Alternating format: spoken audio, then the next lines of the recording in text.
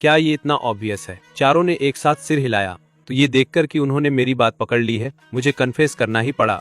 Mom, भाई, दीदी, मुझे आप सबसे कुछ डिस्कस करना है। मेरी गंभीर अदा देख के जियांग फैमिली के चारों मेंबर भी खुद ही सीरियस हो गए। मैं जॉब लेना चाहता हूँ, ठीक रहेगा क्या?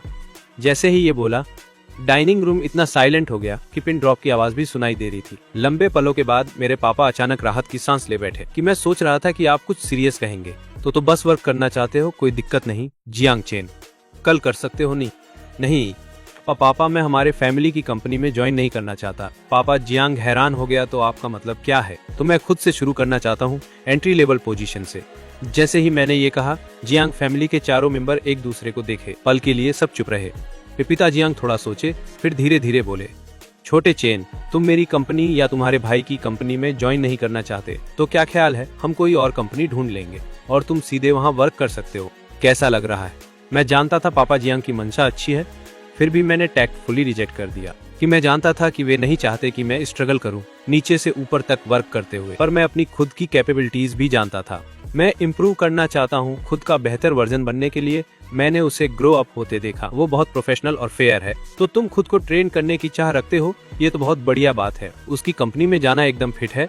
मैं थोड़ा हिचकिचा रहा था, देखकर मेरी बहन भी आ गई और मुझे मनाने लगी। तो मैं पूरी तरह से कंफर्म हो गया और हाँ कह दिया। न्यू ईयर के बाद मैं बाय लुओ यान की कंपनी में अपनी पोजीशन शुरू करूंगा। रात देर से बाय लुओ यान ने मेरे स्टडी रूम का दरवाजा खटखटाया तो मैंने सिर घुमा कर देखा। बाय लुओ यान थी और दरवाजा खोलते ही मुस्कुरा दिया। अंदर आओ, इतना कपड़ा क्यों नहीं पहना है? बाय लुओ यान के पतले लाउंज वियर को देखकर मेरी आवाज में थोड़ा रिक्लेम का टोन आया। बाय लुओ यान के होठों के कोने हल्के से उठे। मैंने आंटी जियांग से सुना हूँ। क्या सुना? तुम्हारे बारे में। न्यू ईयर के बाद मेरी कंपनी में शुरू करना है।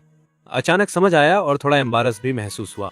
तुम्हें मुझे स्पेशल ट्रीटमेंट देने की जरूरत नहीं है, वो तुम्हारी कंपनी के नियमों का पालन करेंगे। बाय लुओ यान बिना कुछ कहे मेरी तरफ देखती रही। लंबे सिले के बाद ही बोली, ठीक है, मैं तुम्हें कोई स्पेशल ट्रीटमेंट नहीं दूंगा। बेई लुओ यान की आश्वासन सुनते ही मैं एक बड़ी राहत की सांस ली। तो तुम इतनी देर से मिलने आए बस इस बारे में बात करने के लिए? मैं तो तुम्हें मिलने आया हूँ, बाकी सब तो बस आकस्मिक था। दिल धड़का लेकिन मैं फेक में इग्नोर करने वाला दिखा। ऐसा है क्या? बेई लुओ यान झुकी, अपना चेहरा मेरे पास ले आई। तुम्हें मुझे देखना नहीं है? मुझे नहीं, हम एकदम पास रहते हैं। तुम्हारे लिए मुझे देखना बहुत कन्वीनियंट है। छोटा चेन सही कह रहा है। ऐसा कहने के बाद हम दोनों अचानक चुप हो गए। आज बेई लुओ यान धीरे धीरे बोली, साल का अंत है, हाल ही में मैं थोड़ा बिजी हो सकता हूँ। लुओ सीओ जरूर कड़ी मेहनत कर रहा होगा। बेई लुओ यान की आंखें चमक उठी। हैरान रह गया और बेई लुओ यान की ओर देखा। उसके होठों पर एक स्माइल खिल गई। अगर तुम मुझे हाँ कर सको तो शायद मैं अब इतना थका नहीं रहूंगा। बेई लुओ यान के शब्द खत्म होते ही तुरंत मैंने बेई लुओ यान को अपनी बाहों में खींच लिया। मैं अपनी आवाज को कंट्रोल करने की कोशिश की ताकि वो नॉर्मल लगे। क्या ये ठीक है? मैंने सिर्फ बाई लुओ यान की सॉफ्ट चकल कान में सुनी। जियांग चेन, तुम इतने ओबीडियंट क्यों हो? मैं धीरे धीरे बड़बड़ाया, तुम्हें हग नहीं चाहिए था, वह मैं ही था जिसने मांगा था। बाई लुओ यान ने इस टॉपिक पर ज्यादा देर नहीं टिका। उसने विषय बदल दिया। इस बिजी पीरियड के बाद चलो चलते हैं, हॉट स्प्रिंग्स चलें। ठीक है। बाई लुओ यान ने मेरा एगर एक्सप्रेशन देखा और उसके होठों के कोने हल्के से मुड़ गए, जैसे उसे कुछ याद आया। बाई लुओ यान ने कहा, मेरा छोटा भाई कुछ दिनों में विदेश से वापस आ रहा है, वो तुमसे मिलना चाहता है। मुझे पता था कि बाई लुओ यान का छोटा भाई विदेश में पढ़ रहा है। उसके मुझसे मिलने की बात सुनकर मैं अचानक थोड़ा नर्वस हो गया। तेरा भाई मुझे नापसंद करेगा क्या? मुझे उसके लिए फर्स्ट मीटिंग गिफ्ट तैयार करनी चाहिए। बाई लुओ यान ने मजाकिया अंदाज में मेरी ओर देखा। तुझे कुछ स्पेशल तैयार करने की जरूरत नहीं है। नहीं, वो तेरे भाई है तो मुझे उसके साथ अच्छा रिलेशन नहीं बनाना चाहिए। मैंने जो कहा वो समझते ही मैं तुरंत चुप हो गया। मैंने चुपके से बाई लुओ यान को एक नजर मार ली। उसने मुझे इशारा भरी नजर से देखा। सही कहा, भविष्य के साला के साथ जल्दी ही अच्छे रिलेशन बनाना बहुत जरूरी है। जियांग चेन बहुत दूरदर्शी है। बाई लुओ यान की आंखें झुकी, बहुत चेयरफुल दिख रही थी और मुझे शर्म और मैं उसे बाहर ले जाने लगा। देर हो गई है और कल तुम्हारा काम है। चलो थोड़ा स्लीप ले लो। बाई लुओ यान को पता था कब रुकना है और जल्दी से मेरे गाल पर एक हल्का चुंबन मार दिया। Good night. फिर वह चेयरफुल्ली निकल गई। भले ही बाई लुओ यान ने कहा कि भाई के लिए स्पेशल गिफ्ट तैयार करना जरूरी नहीं है, मैं फिर भी बाहर गया तो मैं सीधे रोलेक्स वॉच स्टोर गया और तुरंत एक घड़ी देखी। मैंने सामने वाले सेल्स पर्सन को मुस्कुराया, क्या आप इसे मेरे लिए निकाल कर दिखा सकते हैं?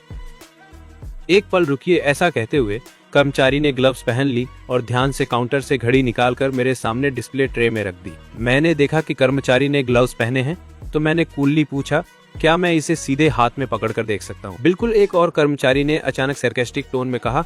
मैं आपको सलाह दूंगा कि आप ना करें। अगर आप इसे अफोर्ड नहीं कर सकते तो इसे टच मत कर। अगर गंदा हो जाए तो क्या आप इसे पे कर पाएंगे? उसी संगमैन जो डिजाइनर कपड़े पहने था अंदर आया।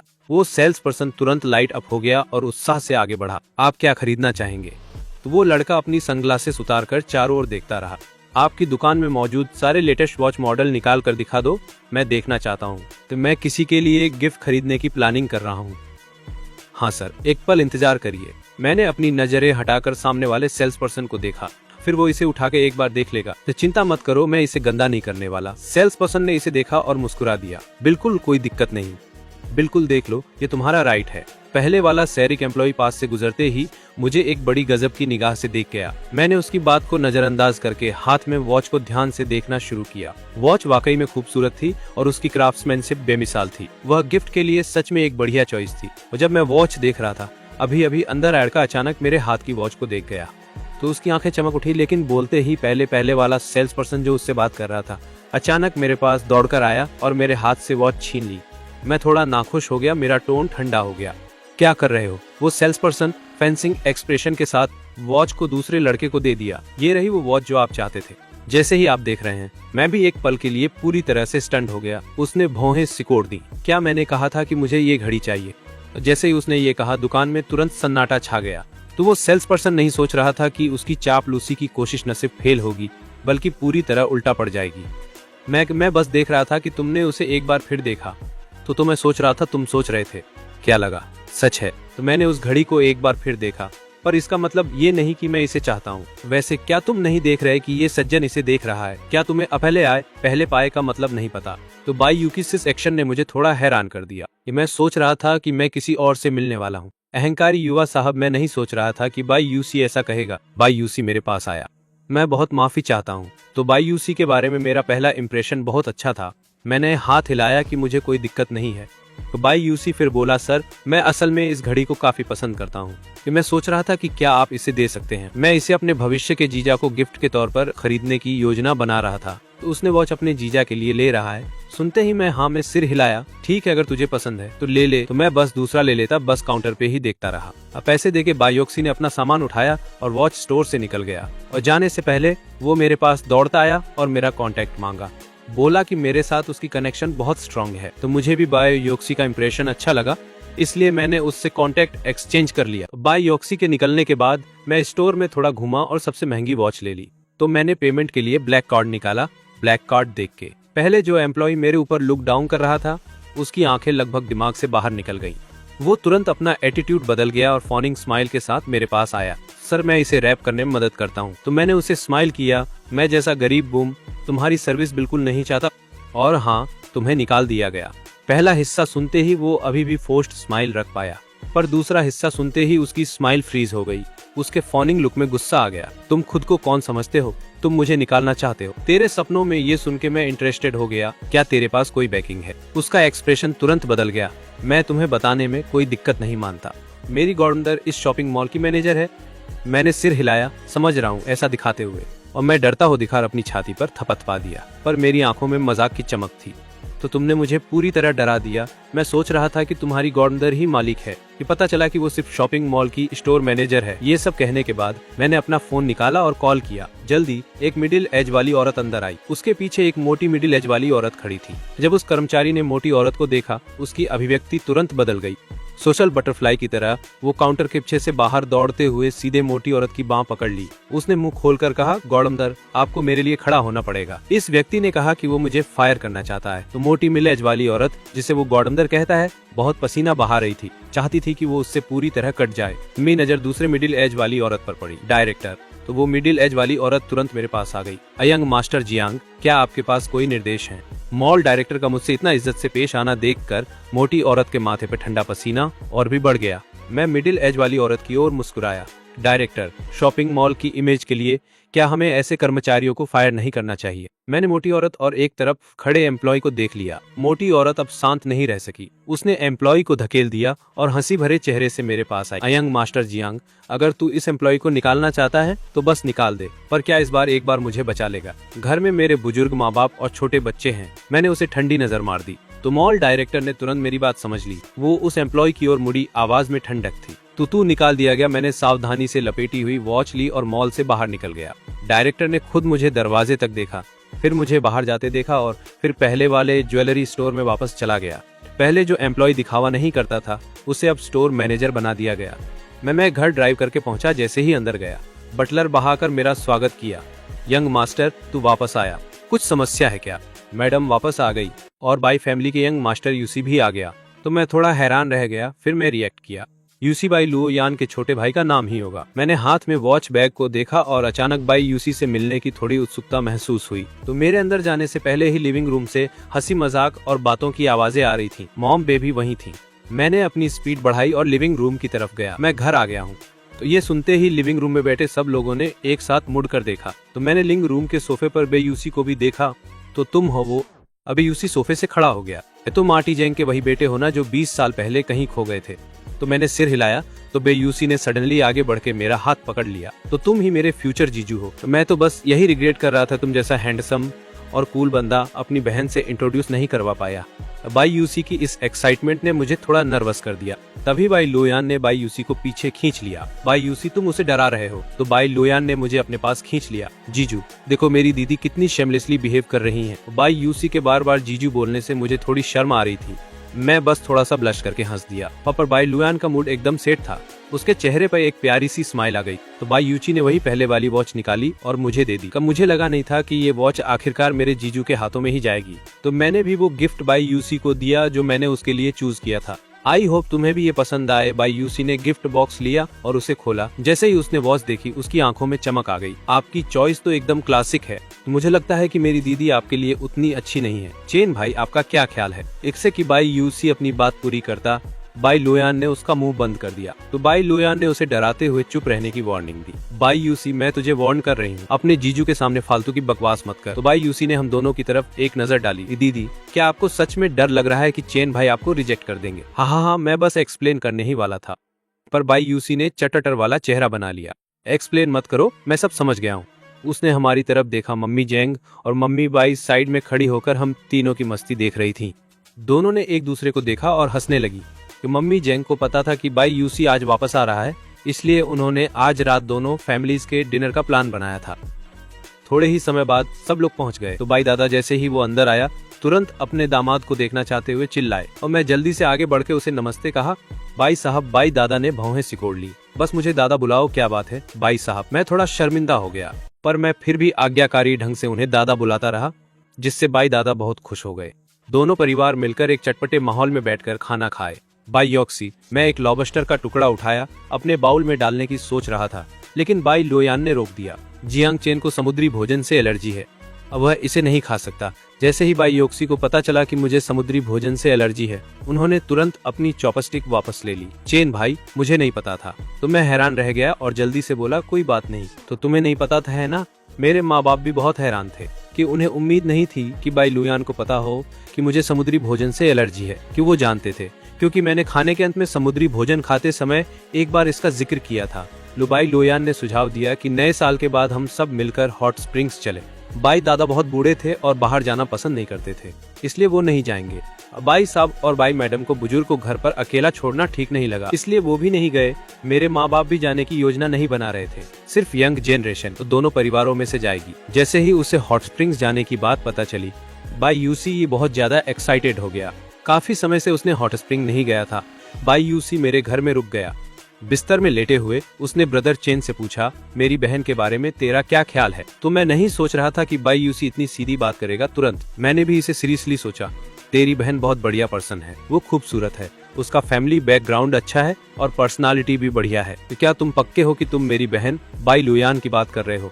हाँ। बाई यूसी का मुंह थोड़ा सा टविच हुआ। उसकी बहन की पर्सनालिटी बढ़िया है और कुछ नहीं। Chain, please continue. तो मैं बाई लुयान के बारे में अपने थॉट्स बताता रहा। अनजाने में मैं बाई लुयान को जानने की पूरी प्रोसेस याद कर बैठा।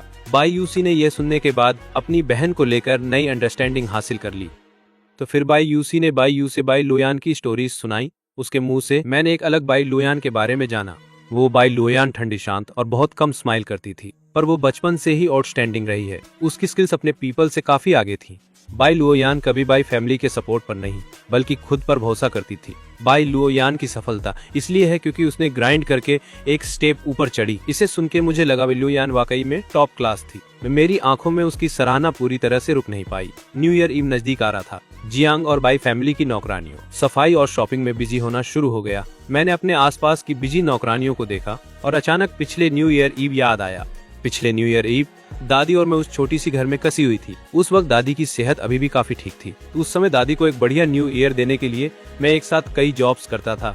रोज जल्दी निकलता और देर से घर आता। इतना बिजी था कि आराम का टाइम ही नहीं मिलता था। तो जब दादी को पता चला तो उनका दिल टूट गया और शेन चाओ गई, क्योंकि मैं काम में इतना लगा था कि उसके लिए टाइम नहीं निकाल पाता था। एक बार तो उसने गुस्से में भी टेंट्रम किया। न्यू ईयर ईव पर मैंने दादी के लिए नया कपड़ों का सेट खरीदा। तो जब दादी को नया कपड़ा मिला तो उन्होंने पैसे खर्च करने के लिए मुझे डांटा, लेकिन उनके चेहरे की स्माइल छुप नहीं सकी।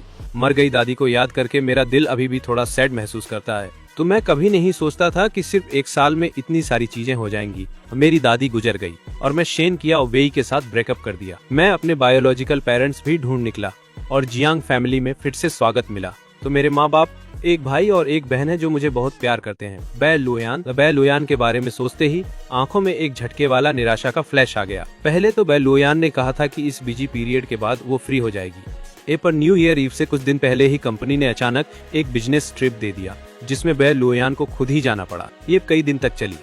जैसे ही न्यू ईयर ईव नजदीक आया, बै लुओयान अभी भी विदेश में थी और वापस नहीं आ सकी। न्यू ईयर ईव की रात को बै और जियांग दोनों फैमिली फिर से इकट्ठा हुई। बै लुओयान को छोड़कर दोनों फैमिली के सब लोग मौजूद थे। टेबल पर लजीज डिशेस की भरमार थी। सबके चेहरे पर चमकदार स्माइल थी, लेकिन कभी कभी उस खाली सीट की तरफ झांकता, अंदर से सिसकी लेता। डिनर के बाद दोनों फैमिली लिविंग रूम में बैठकर बातें और हंसी मजाक करने लगे।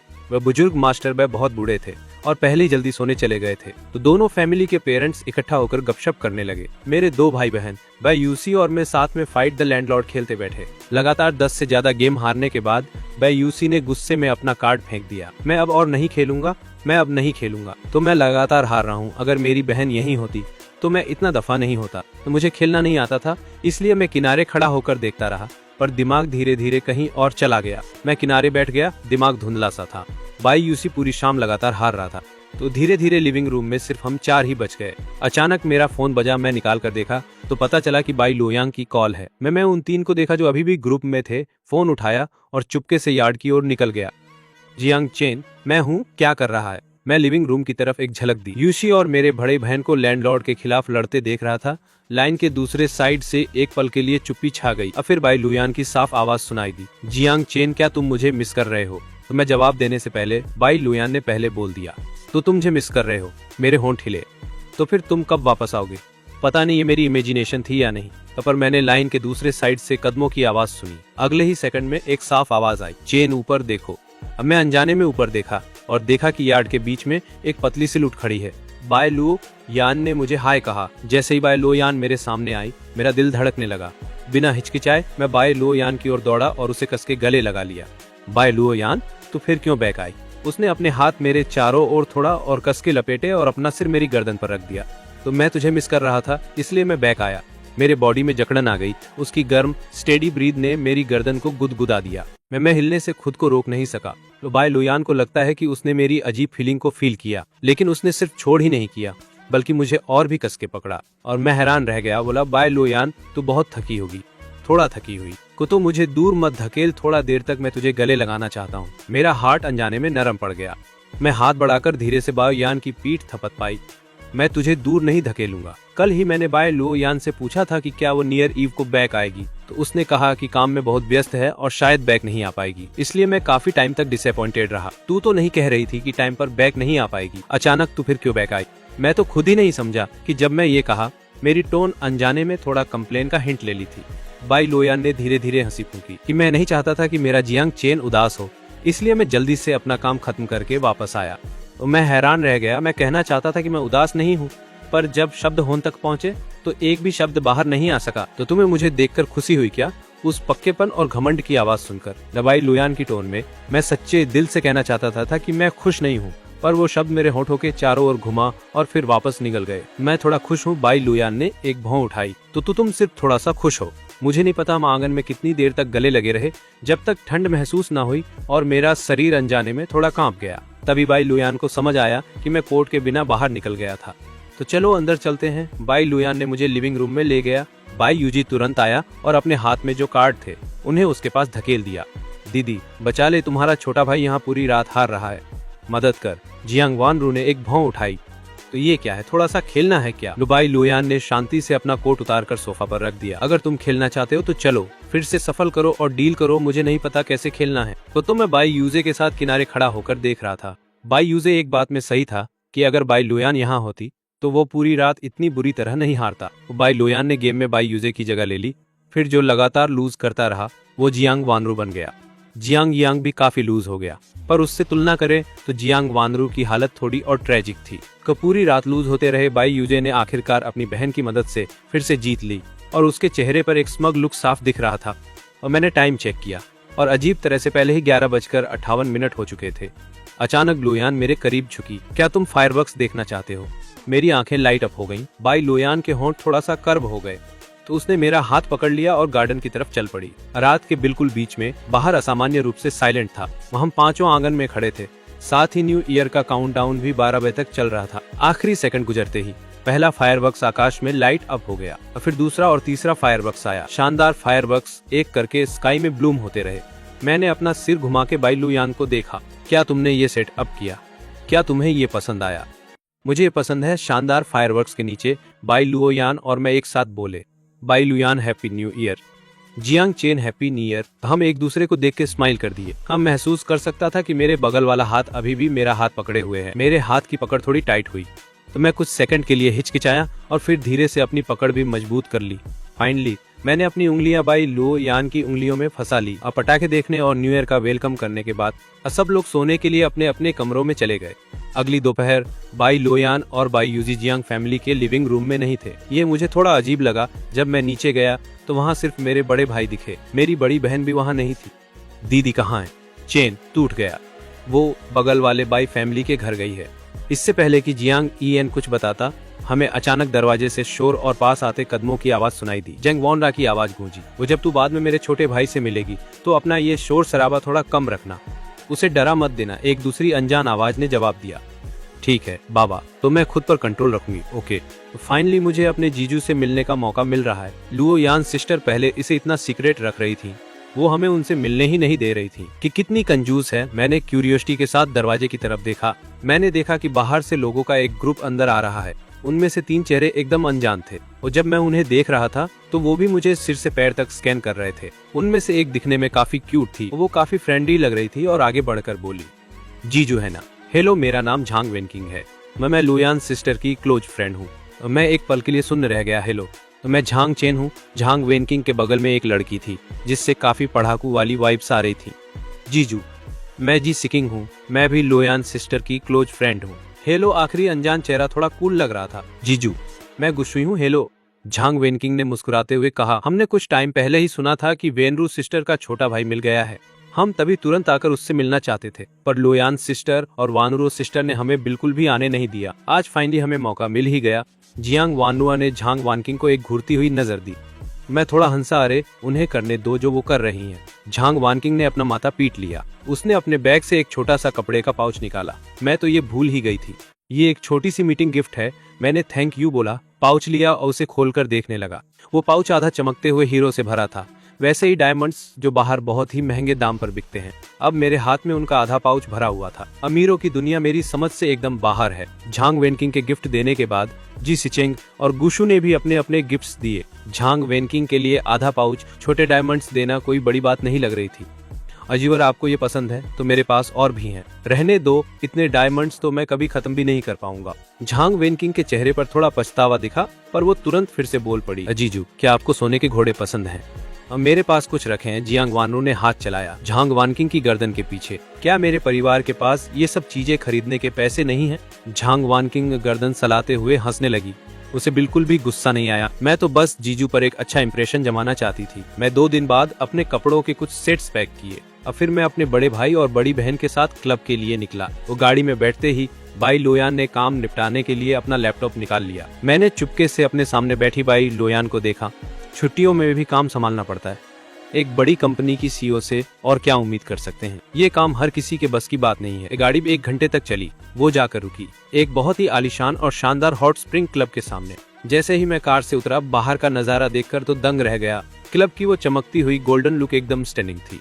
मैं उनके पीछे पीछे उसी जाने पहचाने रास्ते पर चल दिया। क्लब के लॉबी में जाते ही दिखा कि अंदर का डेकोरेशन भी बाहर जैसा ही था। वहाँ की हर चीज बस यही शब्द चिल्ला रही थी।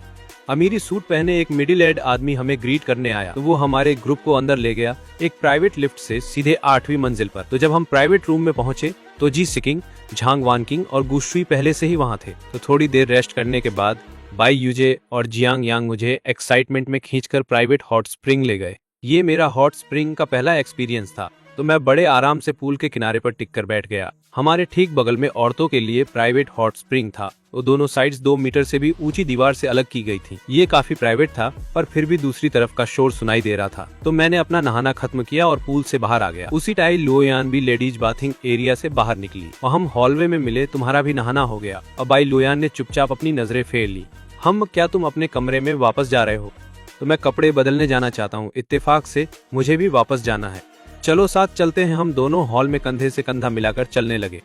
अचानक पीछे से तेज कदमों की आवाज आई। तो बाई लोयान ने सिर घुमाकर देखा तो उसने मुझे अपनी बाहों में खींच लिया। एक औरत तेजी से बगल से गुजरी। मैं अचानक उसके गले लग गया था। मेरा एक हाथ गलती से उसकी चेस्ट पर जा टिका। मैं बाई लोयान की स्किन की गर्माहट महसूस कर सकता था। मेरी हथेली के नीचे उसका दिल बहुत तेज धड़क रहा था। मैंने हड़बड़ी में अपना हाथ पीछे खींच लिया। मुझे महसूस हुआ कि मेरी पूरी बॉडी एकदम गर्म हो गई है। बाई लोयान ने मुझे छोड़ दिया। उसकी आवाज थोड़ी शर्मीली थी। चलो चलते हैं। मैंने बस अभी अपना बैलेंस बनाया ही था कि तभी पीछे से किसी ने जोर से धक्का दिया। तो मेरे एंकल पर ठोकर लगी और गलती से पैर मुड़ गया। जिसने मुझे टक्कर मारी थी वो एक छोटा लड़का था। तो ये देखकर कि उसने कोई गड़बड़ कर दी है, वो घबरा के साइड में खड़ा हो गया। तो मैंने हाथ हिलाकर उस लड़के को जाने के लिए कह दिया। तो बाई लोयान ने तेवर चढ़ाया और मेरे सामने नीचे झुककर बैठ गई। उसकी उंगलियों ने धीरे से मेरे एंकल को छुआ। बिना किसी हिचकिचाहट के बाई लोयान ने मेरा हाथ अपने कंधे पर रखा और कमर से सहारा दिया। तो जब हम मेरे कमरे के दरवाजे पर पहुंचे तो वो मुझे सहारा देकर आगे ले जा रही थी। तो मुझे एहसास हुआ कि मेरा रूम कार्ड तो मेरे बड़े भाई के पास है। बाई लोयान से एक पल के लिए हिचकिचाई, फिर वो मुझे अपने कमरे में ले गई। वो दरवाजा खुला। बाई लोयान ने मुझे बेड पर बैठने में मदद की। मेरी नजरों ने कमरे को स्कैन किया। बाई लोयान ने कैजुअल कपड़े बदल लिए थे। अपने कैजुअल कपड़ों में बाई लोयान वैसी नहीं लग रही थी। तो उसका वो हमेशा वाला कोड बिहेवियर गायब था और उसमें थोड़ी गर्माहट दिख रही थी। बेड के पास और नीचे बैठ गई। उसने आगे बढ़कर मेरा एंकल पकड़ा। बाई लोयान की गर्म हथेली जैसे ही मेरे एंकल को छुआ, मैं अनजाने में थोड़ा पीछे हट गया। अगले ही पल उसने उसे मजबूती से पकड़ लिया। हिल मत, मुझे देखने दो। तो मैं बाई लोयान के गर्म हाथों को महसूस कर सकता था। तो वो मेरे एंकल की मालिश कर रही थी। ये मैं ही हूँ। ठीक है, बस एक हल्की सी मोच है, दर्द नहीं हो रहा। एक दबी हुई हंसी सुनाई दी। मुझे ऐसा लगा जैसे मेरी बेइज्जती हो गई हो। मेरे कान लाल होते चले गए। तो बाई लोयान ने बस मेरे लिए उसे चेक किया कि ये जान सिर्फ एक मामूली मोच है। उसने चैन की सांस ली।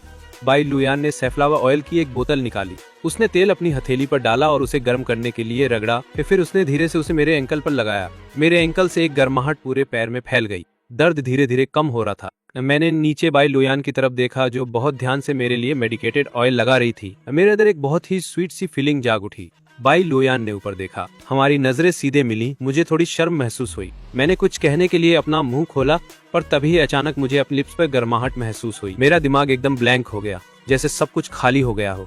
मेरे होंठ, जिन्हें अभी अभी किस किया गया था, हल्के से खुले रह गए। मैं बाई लोयान होश में आई और उसके गाल तुरंत शर्म से लाल हो गए। आई एम सॉरी, मेरा फर्स्ट किस चला गया था। बस ऐसे ही मेरा दिमाग एकदम चकरा गया था। समझ नहीं आ रहा था कि आगे क्या करूं। ये देखकर कि मैं कुछ बोल नहीं रहा हूं। वो बाई लोयान को लगा कि मैं नाराज हूँ। उसने मेरी तरफ देखा और अपोलोजेटिक होकर बोली, आई एम सॉरी, मैंने अभी बस वो, कोई बात नहीं, तुम्हें माफी मांगने की जरूरत नहीं है। बाई लोयान की आंखों में चमक आ गई। तुम नाराज नहीं हो? मैंने थोड़ा अजीब होकर कहा। तो मैं नाराज नहीं हूँ, वो बस तुमने मेरे रेडी होने से पहले ही मुझे किस कर लिया। बाई लोयान के चेहरे पर एक रेयर, थोड़ी हैरानी वाली एक्सप्रेशन आई। फिर उसकी आंखों की चमक और भी बढ़ने लगी। तो जब तुम रेडी हो जाओगे, क्या मैं तुम्हें फिर से किस कर सकती हूँ? मेरे कान पूरी तरह लाल हो चुके थे। बाई लोयान ने मेरी आंखों में झांका। चेन, मुझे जवाब दो।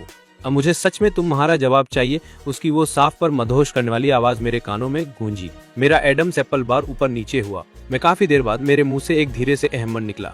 बाई लोयान मुस्कुरा दी। उसकी स्माइल ऐसी थी जैसे सोल एक साथ खिल गए हो। क्या अब तुम रेडी हो? मुझे तुम्हें किस करना है? मैंने अपना हाथ बढ़ाकर पास आती हुई बाई लोयान के चेहरे को पीछे धकेल दिया। अभी नहीं। तो मेरी घबराई हुई नजरें इधर उधर भागने लगी। बाई लोयान के होठों पर अभी भी वही स्माइल थी। आई एम सॉरी, मैंने कुछ ज्यादा ही जल्दी कर दी। ये कहकर बाई लोयान मुड़ी और हाथ धोने के लिए बाथरूम में चली गई। मैंने चैन की एक लंबी सांस ली। मैंने चुपके से अपने उन होठों को छुआ जिन्हें अभी अभी किस किया गया था। तो उस किस के बाद कमरे का एटमॉस्फेयर थोड़ा अजीब और रोमांटिक सा हो गया था, खासकर इसलिए क्योंकि मैं अभी भी बाथरूम में था। बाई लोयान के बेडरूम में बेड पर बैठे हुए जियांग यांग को रूम कार्ड मिल गया और वो बाई यूजी को साथ ले आया। तो वो वापस 8वीं मंजिल पर आए, पर वहाँ मेरे कमरे के बाहर सन्नाटा था, बल्कि हॉल के उस पार बाई लोयान के कमरे का दरवाजा खुला हुआ था। तो उन दोनों ने अंदर झांक कर देखा कि मैं बाई लोयान के कमरे में सोफे पर बैठकर टीवी देख रहा हूँ और बाई लोयान एक साइड बैठी है। वो एकदम टिप टॉप तैयार होकर अपने लैपटॉप पर काम कर रही थी।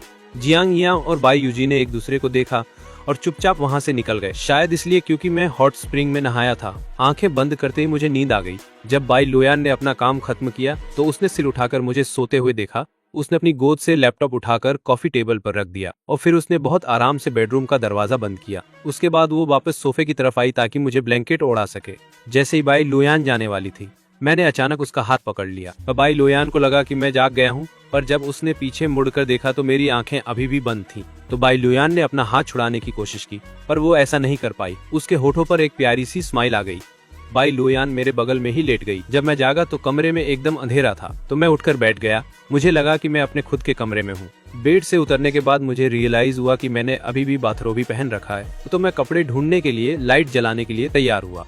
लाइट जलते ही मुझे समझ आया कि ये मेरा कमरा नहीं है, कि कुछ सेकंड्स के लिए मेरा दिमाग एकदम ब्लैंक हो गया। तभी दरवाजे पर हुई एक हल्की नॉक ने मेरा ध्यान वापस खींचा। अगले ही पल मुझे दरवाजे के पास से बाई लोयान की आवाज सुनाई दी। जियांग चेना, तुम जाग गए हो। ये तुम्हारा भाई तुम्हारे कपड़े ले आया था, मैंने उन्हें दरवाजे पर टांग दिया है। उन्हें ले लो, कपड़े बदल लो और फिर बाहर आकर कुछ खा लो। कपड़े बदलने के बाद मैंने दरवाजा खोला और फिर से बाहर आ गया। जैसे ही मैं बाहर निकला, मुझे खाने की बहुत ही टेस्टी खुशबू आई। तो एक पल के लिए तो मुझे लगा कि मैं पूरी गाय ही खा जाऊंगा। और बाई लोयान ने अपने सामने रखे कंप्यूटर से नजरें उठाई और मुझे देखा। उसके होठों पर एक प्यारी सी स्माइल आ गई। चलो साथ में कुछ खाते हैं, मैंने सिर हिला दिया। मैं डाइनिंग टेबल के पास गया और बैठ गया कि तभी मैंने देखा कि बाई लोयान, तुमने भी अभी तक कुछ नहीं खाया। मैंने बस अभी एक छोटी सी नैप ली थी। तो मैंने अनजाने में मान लिया कि बाई लोयान अंदर रेस्ट कर रही थी। अब बाई लोयान ने हाथ बढ़ाकर अपनी गर्दन के पीछे रगड़ा। ये देखकर मैंने पूछा, हुआ क्या तुम ठीक से सोई नहीं? और सच में थोड़ा अनकंफर्टेबल सा लग रहा था। युताई, बाई लोयान के लिप्स थोड़े से मुड़े। तुम भला ठीक से कैसे सो पाते? मैं तो बहुत अच्छी तरह सोई, बस इतना है कि वहाँ शायद मच्छर थे। बाई लोयान ने अपनी भौहें ऊपर की। जब मैं थोड़ी देर पहले कपड़े बदल रहा था तो मैंने अपने कॉलर बोन के कुछ इंच नीचे मच्छरों के काटने के निशान देखे। तो वो छोटे और लाल हैं, पर उनमें ज्यादा खुजली नहीं हो रही। शायद मैंने सपना देखा होगा कि मुझे मच्छरों ने काट लिया है। मैंने हाथ हिलाया जैसे मुझे कोई फर्क ही नहीं पड़ रहा हो। तो मुझे बाई लोयान पर जरा भी शक नहीं हुआ और न ही मैंने उसकी आंखों में वो भरा लुक नोटिस किया। खाना खाने के बाद मैंने अपना रूम कार्ड लिया और अपने कमरे में वापस चला गया। वो बाई लोयान ने मुझे कमरे में जाते हुए देखा और फिर अपना दरवाजा बंद किया, क्योंकि मैं पहले ही सो चुका था। मैं पूरी तरह जाग रहा था। मैं बेड पर लेटा फोन स्क्रॉल कर रहा था कि तभी अचानक दरवाजे पर नॉक हुई। यूजी, तुम दोनों अभी तक क्यों जाग रहे हो? मैं उन्हें अंदर आने देने के लिए साइड हट गया। वो बाई यूजी ने अपनी भौहें चढ़ाई और, चेन भाई, क्या आप भी अभी तक जाग नहीं रहे? मैं थोड़ा चौंक गया। मुझे लगा कि बाई यूजी ने जिस तरह से अजागने वाली बात कही वो थोड़ी अजीब और संदिग्ध लग रही थी। ये सोचकर कि जियांग यांग थोड़ी देर पहले मेरे कपड़े लाया था, मैं तुरंत समझ गया कि मेरा बाई लोयान के कमरे में सोना इन दोनों को पहले ही पता चल चुका है। मैंने बस कैजुअली बाई लोयान के कमरे में एक छोटी सी नैप ली थी। बस इतनी सी बात है जियांग यांग, बाई यूजी। तो मैं बस सच में थोड़ा सो गया था। उनके चेहरों पर विश्वास देखकर मैं थोड़ा परेशान हो गया। सच कह रहा हूँ, मैं बस नॉर्मली सो गया था। ठीक है, हम तुम पर यकीन करते हैं। ओके, वैसे भी तुम और बाई लोयान एंड में साथ ही होने वाले हो। मैं एक्सप्लेन करना चाहता था, पर मुझे समझ नहीं आया कि क्या कहूँ। मेरे बड़े भाई ने मेरे कंधे पर हाथ रखा। चलो ठीक है, हम सच में तुम पर भरोसा करते हैं। ये कुछ पीना चाहोगे? मुझे सच में थोड़ी प्यास लगी थी। हमें क्या पीना चाहिए? जियांग यांग और बाई यूजी ने एक दूसरे को देखा और मुस्कुराए। वो मुझे 8वीं मंजिल पर बने छोटे से बार में ले गए। झांग वानकिंग और बाकी सब भी वहीं थे। मुझे वहां पहुंचते देख मेरी बड़ी बहन कुछ कदम आगे आई। चेन, ठीक तो है ना? मैं इस सवाल से थोड़ा कंफ्यूज हो गया। मुझे लगा कि उन्हें मेरे एंकल में मोच आने के बारे में पता है। अब मैं एकदम ठीक हूँ। झांग वेनकिंग छोटे से बार के पीछे खड़ी थी, हाथ में शेकर लिए। जीजू, आप क्या पीना पसंद करेंगे? तो मैंने ग्लासेस में रखे उन रंग बिरंगे लाल और हरे लिक्विड्स को देखा। मुझे कोई लो अल्कोहल वाली ड्रिंक दे दो। मैंने पहले कभी ड्रिंक नहीं की है। झांग वेनकिंग ने मुस्कुराते हुए अपने सफेद दांत दिखाए। बिल्कुल। फिर वो बड़े प्रोफेशनल तरीके से ड्रिंक मिक्स करने लगी। उसने जानबूझकर कुछ डिफिकल्ट मूव्स भी परफॉर्म किए। उसे देखकर मेरी तो आंखें ही फटी रह गईं। मैंने तालियां बजाकर और सीटी मारकर उसे अप्रिशिएट किया। झांग वेनकिंग और भी ज्यादा जोश के साथ परफॉर्म करने लगी। एक ग्रेडिएंट ब्लू कॉकटेल मेरे सामने स्लाइड होकर आई। ट्राई करके देखो, इस ड्रिंक में अल्कोहल कंटेंट बहुत कम है। मैंने ग्लास उठाया, पहले उसे स्मेल किया, फिर एक बार में ही गटक गया। खत्म करने के बाद मुझे लगा जैसे अभी मन नहीं भरा है। नहाने के बाद बाई लोयान ने भी बाहर आकर कुछ ड्रिंक्स लेने का प्लान बनाया था, पर जैसे ही वो अंदर आई उसने मुझे छोटे से बार पर लुढ़का हुआ देखा तो वो तुरंत चलकर पास आई। जियांग चेन बाई लोयान ने झांग वेनकिंग की तरफ थोड़ी ठंडी नजरों से देखा। ये झांग वेनकिंग ने ऑकवर्ड होकर अपनी नाक छुई। लोयान दीदी, मुझे सच में नहीं पता था कि जीजू की अल्कोहल टॉलरेंस इतनी बेकार है। वो बाई लोयान ने बार पर रखे वो दर्जन भर ग्लासेस देखे। क्या उसने ये सब पी लिए? झांग वेनकिंग ने तुरंत अपना सिर हिलाया। बाई लोयान की आवाज इतनी तेज थी कि सुनाई देना मुश्किल था, तो उसकी टोन थोड़ी ठंडी थी। उसने कितनी पी हैं? झांग वेनकिंग ने धीरे से एक उंगली उठाई। बाई लोयान की नजरें और भी ठंडी हो गईं। एक ग्लास। बाई लोयान के एक्सप्रेशन फ्रीज हो गए। उसे लगा शायद उसने गलत सुन लिया है। इसने एक ग्लास पी और इतना ड्रंक हो गया। सिर्फ बाई लोयान ही नहीं, तो बाकी लोग जिन्होंने ये सब अपनी आंखों से देखा था वो भी दंग रह गए। तो बाई लोयान ने अपनी भौहें सिकोड़ी है, फिर तुमने इसे आराम करने के लिए कमरे में वापस क्यों नहीं पहुंचाया? बस यहीं लुढ़का हुआ छोड़ दिया। ये कहते हुए बाई लोयान ने मुझे उठाने के लिए अपना हाथ बढ़ाया। झांग वानकिंग ने तुरंत अपना हाथ बढ़ाकर उसे रोकने की कोशिश की। रहने दी दो, मत करो। जैसा सबने सोचा था वैसा कुछ हुआ नहीं। बाई लोयान ने बड़े आराम से मुझे उठा लिया। झांग वानकिंग ने फ्रस्ट्रेशन में अपना हाथ पीछे खींच लिया। इम्पॉसिबल। तभी गुस्से से भरी एक आवाज सुनाई दी। किस बेसिस पर तुम इसे टच कर सकती हो? पर मैं नहीं कर सकती। बाई लोयान ने मुड़कर देखा। जियांग वानरू एक तरफ बैठी हुई थी। बाई लोयान ने अपनी भौहें सिकोड़ी। तेरे चेहरे को क्या हुआ? तो बाकी सब लोग जो अपनी हंसी रोकने की कोशिश कर रहे थे, आखिर उनसे और कंट्रोल नहीं हुआ। सबके सब जोर जोर से हंस पड़े। पता चला कि थोड़ी देर पहले जियांग वानरू भी मुझे रूम में ले जाने के लिए उठाना चाह रही थी, पर जैसे ही उसका हाथ मेरे कंधे पर पड़ा मैंने उसे एक जोरदार थप्पड़ जड़ दिया था। कोई भी मेरे पास नहीं आ पा रहा था, इसीलिए सबने मुझे उस छोटे से बार पर ही छोड़ दिया था। पर किसी ने ये नहीं सोचा था कि जैसी बाई लोयान आएगी सब बदल जाएगा। ठीक था, हाथ लगाना भी ठीक था और मुझे हक करना भी ठीक था। ये सच जानकर बाई लोयान मुस्कुरा दी। ऐसी यूनिक फेवरेटिज्म किसे पसंद नहीं आएगी? जियांग वानरू ने अपना हाथ आगे बढ़ाया। मेरे भाई को मुझे दे दो, मैं इसे वापस ले जाऊंगी। बाई लोयान ने उसे एक लुक दिया और फिर उसने मुझे देखा जो शांति से अपनी आंखें बंद किए हुए था। उसने धीरे से मुझे जियांग वानरू की बाहों में शिफ्ट कर दिया। इससे पहले कि जियांग वानरू की मुस्कान खिल पाती, मैंने फिर से उसके चेहरे पे एक तमाचा जड़ दिया। सबके एक पल के शौक के बाद इतनी जो हंसी गूंजी की छत ही फट जाए। उस हंसी ने मुझे मेरी नशे वाली हालत से जगा दिया। जैसे ही मैंने अपनी आंखें खोली मुझे बाई लोयान का ब्यूटीफुल चेहरा दिखा, तो मेरी नजर ऊपर गई और मैंने बाई लोयान को देखा। मेरी नजर ऊपर गई और मैंने बाई लोयान को देखा। तो उस मुस्कुराते हुए चेहरे को देखकर मैं भी मुस्कुरा दिया। मैंने हाथ बढ़ाकर बाई लोयान के गालों को अपने हाथों में भर लिया। बाई लोयान, तुम बहुत ब्यूटीफुल हो।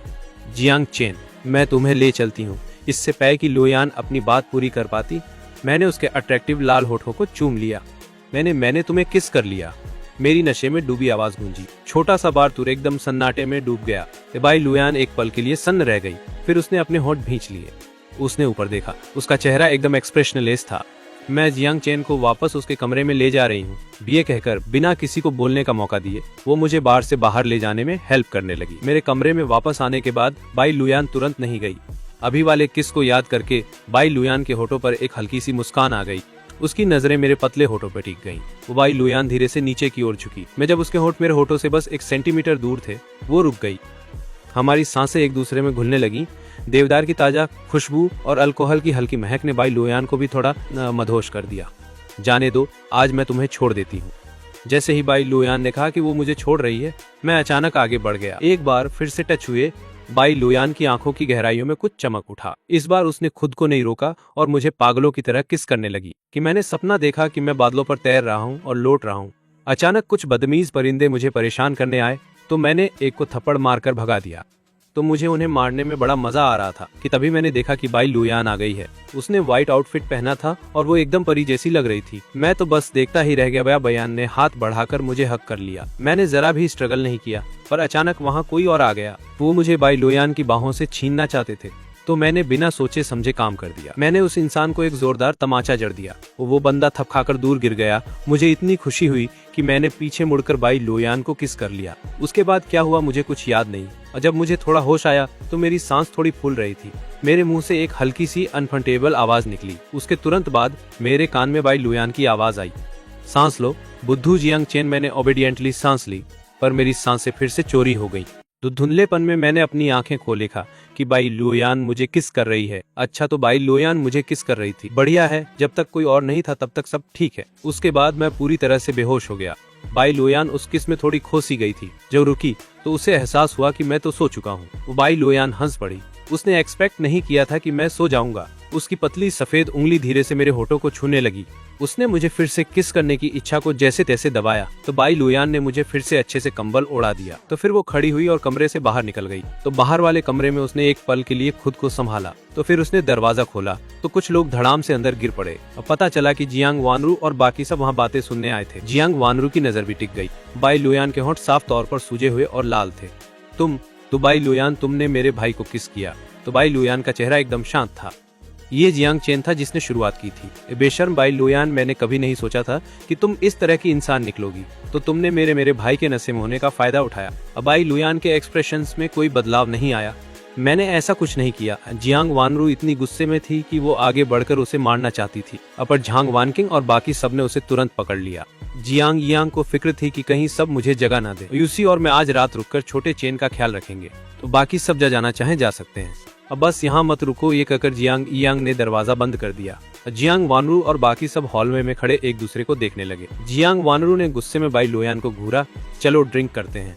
आज रात भागने की हिम्मत मत करना, आज तो कंपटीशन होगा। बाई लुयान का चेहरा नहीं बदला और उसने सिर हिला दिया। ठीक है।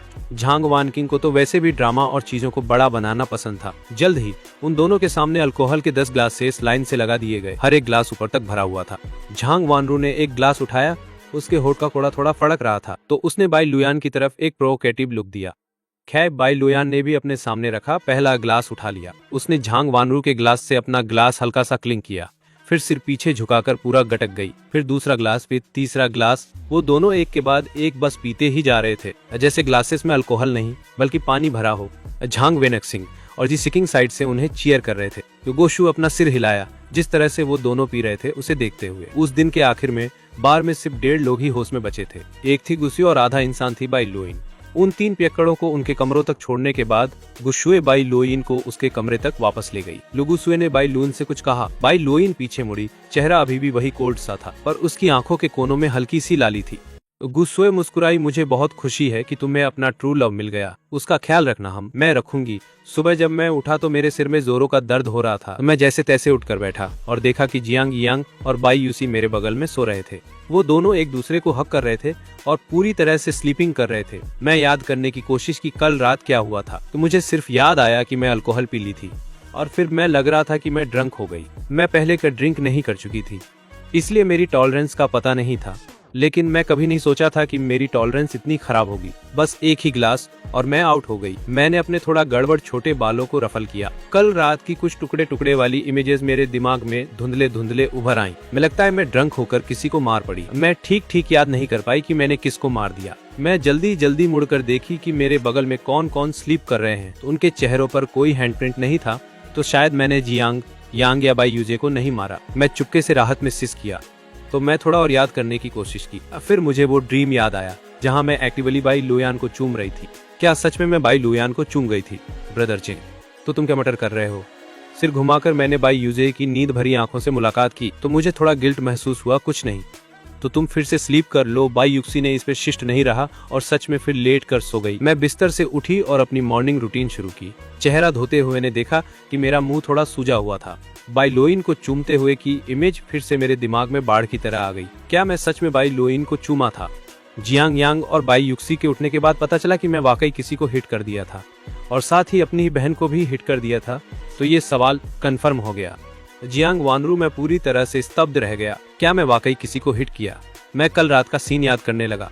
जियांगी यांग और बाई युक्सी हंसी रोक नहीं पाए। दोनों ही बिस्तर पर लाफिंग करते करते लुढ़क रहे थे। इसे सुनकर मुझे बहुत एम्बारेस्ड फील हुआ। जियांगी यांग ने अपना आर्म मेरे कंधे पर रख दिया। डोंट वरी सिस्टर, तुझे ब्लेम नहीं करेगी। चाहे जियांगी यांग और बाई यूसी ने ऐसा कहा हो, मैं अभी भी थोड़ा वरीड था। मैंने कुछ गलती कर दी थी। इसलिए मुझे उसका रिकॉम्पनसेशन ढूंढना पड़ा। मैंने 8th फ्लोर की किचन उधार ले ली और जियांग वानरू के लिए कुछ कुक करने का फैसला किया।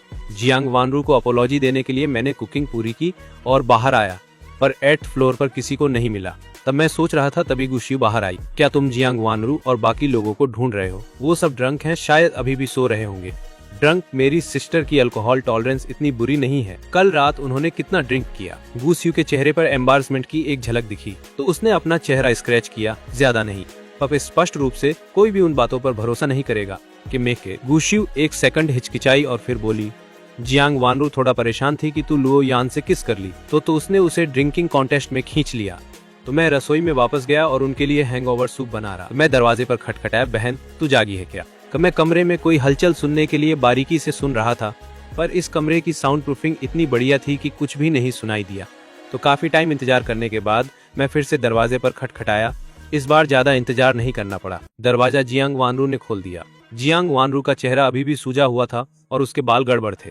अभी अभी वो उठी ही थी। इसी वक्त मुझे समझ आया कि मैं अपनी बहन को मार रहा हूँ। सॉरी। जियांग वानरू का दिमाग एक पल के लिए ब्लैंक हो गया। फिर उसे समझ आया कि मैं उसके चेहरे की बात कर रहा हूँ। फिर उसे याद आया कि मैं कल रात ड्रंक था। बाई लुयान को कस के गले लगाकर और यहाँ तक कि एक किस भी शुरू कर दिया। उसकी एक्सप्रेशन थोड़ा अजीब हो गया। मैंने वो सेंसिटिवली फील किया। जियांग वानराव का मूड ठीक नहीं था। मैंने अपना सिर और नीचे झुका दिया। बहन, मैं सच में सॉरी हूँ। तो मैं कल रात ड्रंक था, नहीं पता कि मैं तुझे ऐसे मार दूंगा। उसने मुझे माफी मांगते हुए सिर झुके देख लिया। वो दयालु सा लुक देख के उसका दिल सॉफ्ट हो गया। तो कोई दिक्कत नहीं यार, मैं तुझसे गुस्सा नहीं हूँ, पर आगे से अल्कोहल को छूना बंद कर दे।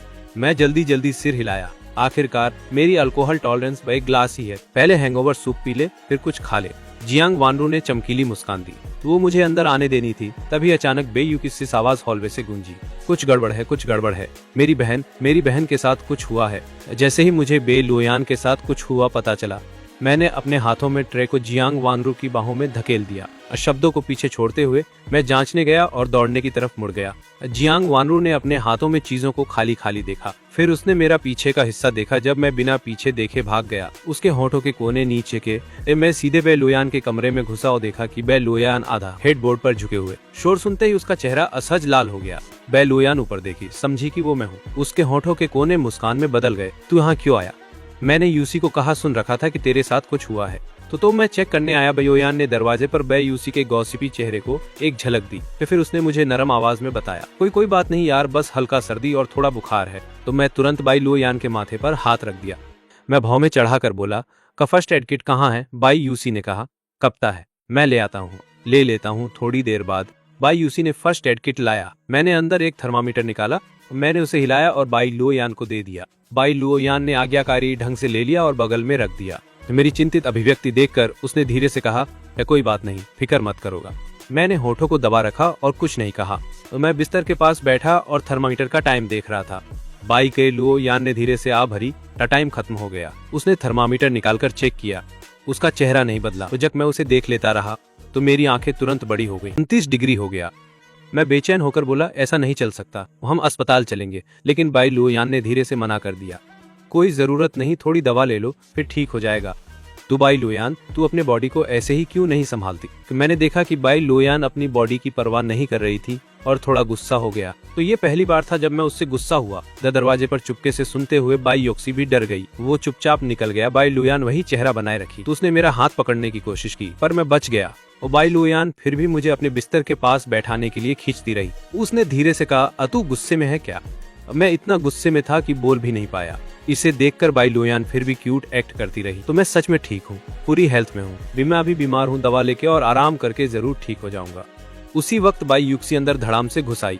तो डॉक्टर जैसा दिखने वाला लीडर लाया। डॉक्टर यहाँ है, डॉक्टर यहाँ है। डॉक्टर बिस्तर के पास आया। मैं रास्ता बनाना चाहता था, पर बाई लुयान मेरे हाथ को छोड़ने से मना कर दी। डॉक्टर ने बाई लुयान की जल्दी से जांच की। वो भौहें चढ़ाकर बोला, शायद उसे इंजेक्शन चाहिए। बाई लुयान को इनकार करने का मौका भी नहीं दिया। मैं तुरंत बोला, तब उसे शॉट दे दो।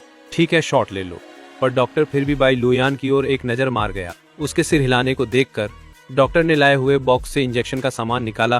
तो मैंने देखा कि बाई लुयान अभी भी मेरा हाथ नहीं छोड़ रही थी। तो मैंने कहा, हाथ छोड़ दे। बाई लुयान मुस्कुराई, पर उसका हाथ अभी भी नहीं छोड़ा। वो बाई लुयान ने मेरा हाथ छोड़ दिया। बाई लुयान को पूरी तरह पता था, फिर भी पूछी कि अगर शॉट ले रहे हो तो यहाँ बैठकर देखेगी। असल में मैं कहना चाहता था कि शॉट के लिए पैंट नीचे खींची पड़ती है। क्या तू चाहती है मैं यहाँ खड़ा होकर देखूं? फिर डॉक्टर ने सुई तैयार की, बाई लोयान की आस्तीन घुमा दी और बाह में इंजेक्शन लगा दिया। शॉट झटपट खत्म हो गया। इंजेक्शन खत्म होते ही डॉक्टर ने कुछ निर्देश दिए और निकलने वाले थे, लेकिन निकलते पहले एक बात और कहे। असल में बुखार कम करने वाले शॉट्स जरूरी नहीं कि गुदा में लगे। ऐसा कहते ही डॉक्टर जल्दी से निकल गया और मैं बिस्तर के पास लाल चेहरा लेकर बैठा रह गया। पर मैं निकलना चाहता था, पर बाई लोयान मेरी कलाई पकड़ रही थी। मैं अपना चेहरा ढकना चाहता था, पर बाई लोयान अभी भी मेरी कलाई पकड़ कर ही थी। शॉट के बाद तू ठीक लग रहा है क्या? बाई लोयान अभी भी थोड़ा असहज लग रही थी। तो उसकी खूबसूरत बांस जैसी भौहें थोड़ा सिकुड़ी हुई थी और आवाज बहुत खराश वाली थी। मैं अपने हथेली के नीचे की गर्मी को बढ़ती हुई महसूस कर रहा था। दिल में थोड़ा फिक्र हो रहा था। तेरे कपड़े सारे गीले हैं, बदलने चाहिए क्या? लोयान ने आंखें नीचे करके मेरी ओर झटके से देखा तो उसकी गहरी आंखों में अब छोटे छोटे चमकते स्पार्क झिलमिला रहे थे। तो शॉट के बाद मेरी बाहों में ताकत नहीं बची। ये तू मेरी मदद के एक लाइन, वो बोलते ही निकल गया। मुझे बहुत पछतावा हुआ। मैं खड़ा हुआ, जल्दी बाथरूम की ओर गया और थोड़ी देर में वापस आया। गर्म पानी का बासिन, क्या तुम्हारे कपड़े अलमारी में हैं? बाई लोयान कमजोर तरीके से बिस्तर की हेडबोर्ड पर झुकी। उसकी आवाज बहुत ही कोमल थी। मैंने अलमारी से साफ कपड़े निकाले। मैं अंडरवियर की दराज को एक झटके से देखा और थोड़ा हिचकिचाया। फिर मैंने अलमारी का दरवाजा बंद कर दिया। मैं बाई लोयान के कपड़े उतारने का इंतजार कर रहा था, पर बाई लोयान खुद से ऐसा करने का मन नहीं बना रही थी। तुम बदलने वाली नहीं हो? मेरे हाथों में ताकत नहीं बची। मैं कुछ सेकंड हिचकिचाया और बाई लोयान के पास बैठ गया। मेरी उंगलियों ने उसकी पायजामा के बटन की ओर बढ़ना शुरू किया। आखिरकार अचानक कुछ दिमाग में आया और मैंने कहा, चलो मैं तुम्हारी बेस्ट फ्रेंड को बुला लूं। बाई लोयान निराश दिखी।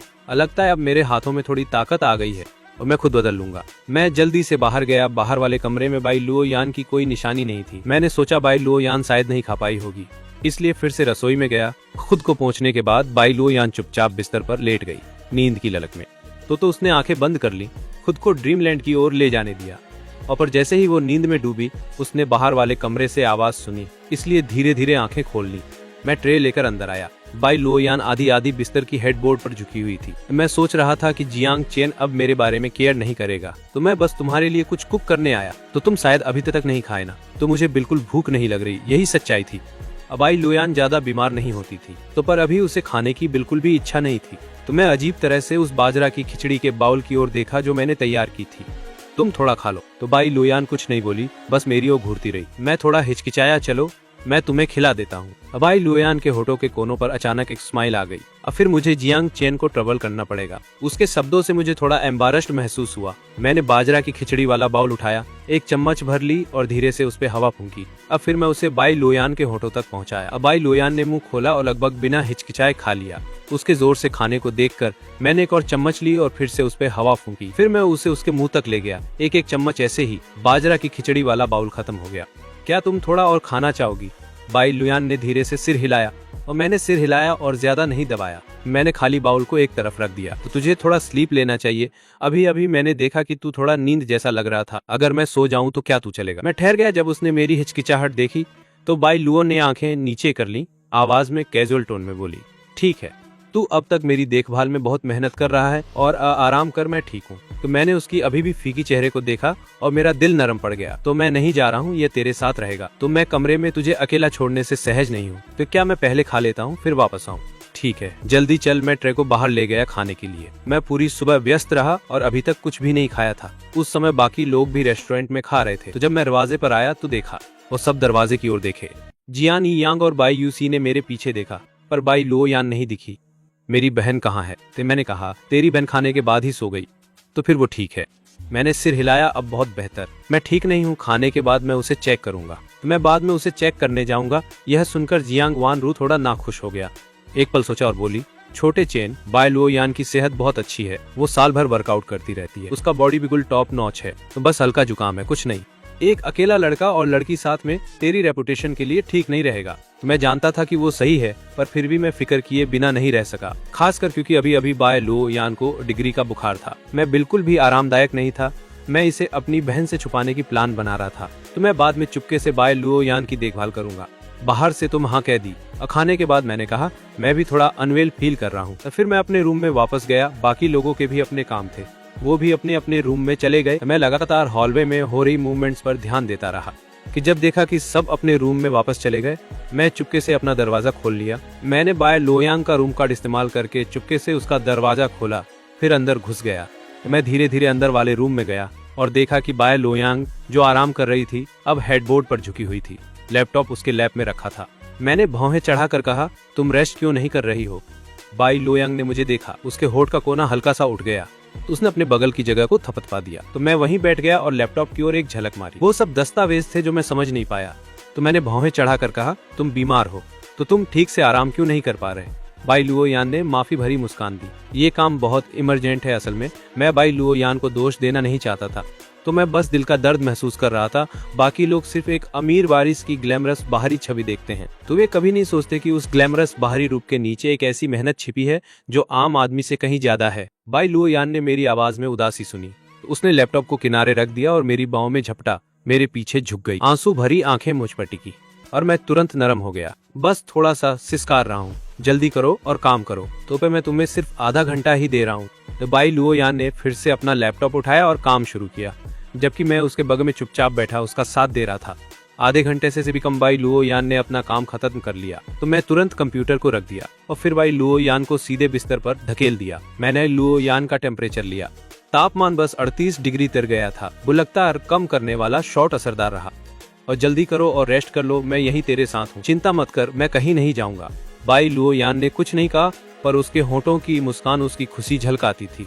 बाई लुओयान धीरे धीरे आंखें बंद कर ली और जल्दी ही सो गई। मैंने लुओयान की कंबल को ठीक ठीक बिछा दिया, तो मैं बिस्तर के बगल में बैठा एक हाथ से ठुड्डी सहारा दे रहा था। मैं पलक झपके सोई हुई बाई लुओयान को घूर रहा था। सोते समय बाई लुओयान थोड़ी ज्यादा कोमल लग रही थी जागते समय की तुलना में। मेरी नजर बाई लुओयान के चेहरे के हर एक फीचर पर टिकी रही और जितना ज्यादा देखता रहा उतनी ही ज्यादा खूबसूरत लगती गई। तो थोड़ी देर देखता रहा और फिर मैं बिस्तर के पास ही सो गया। मैं गहरी नींद में डूब गया।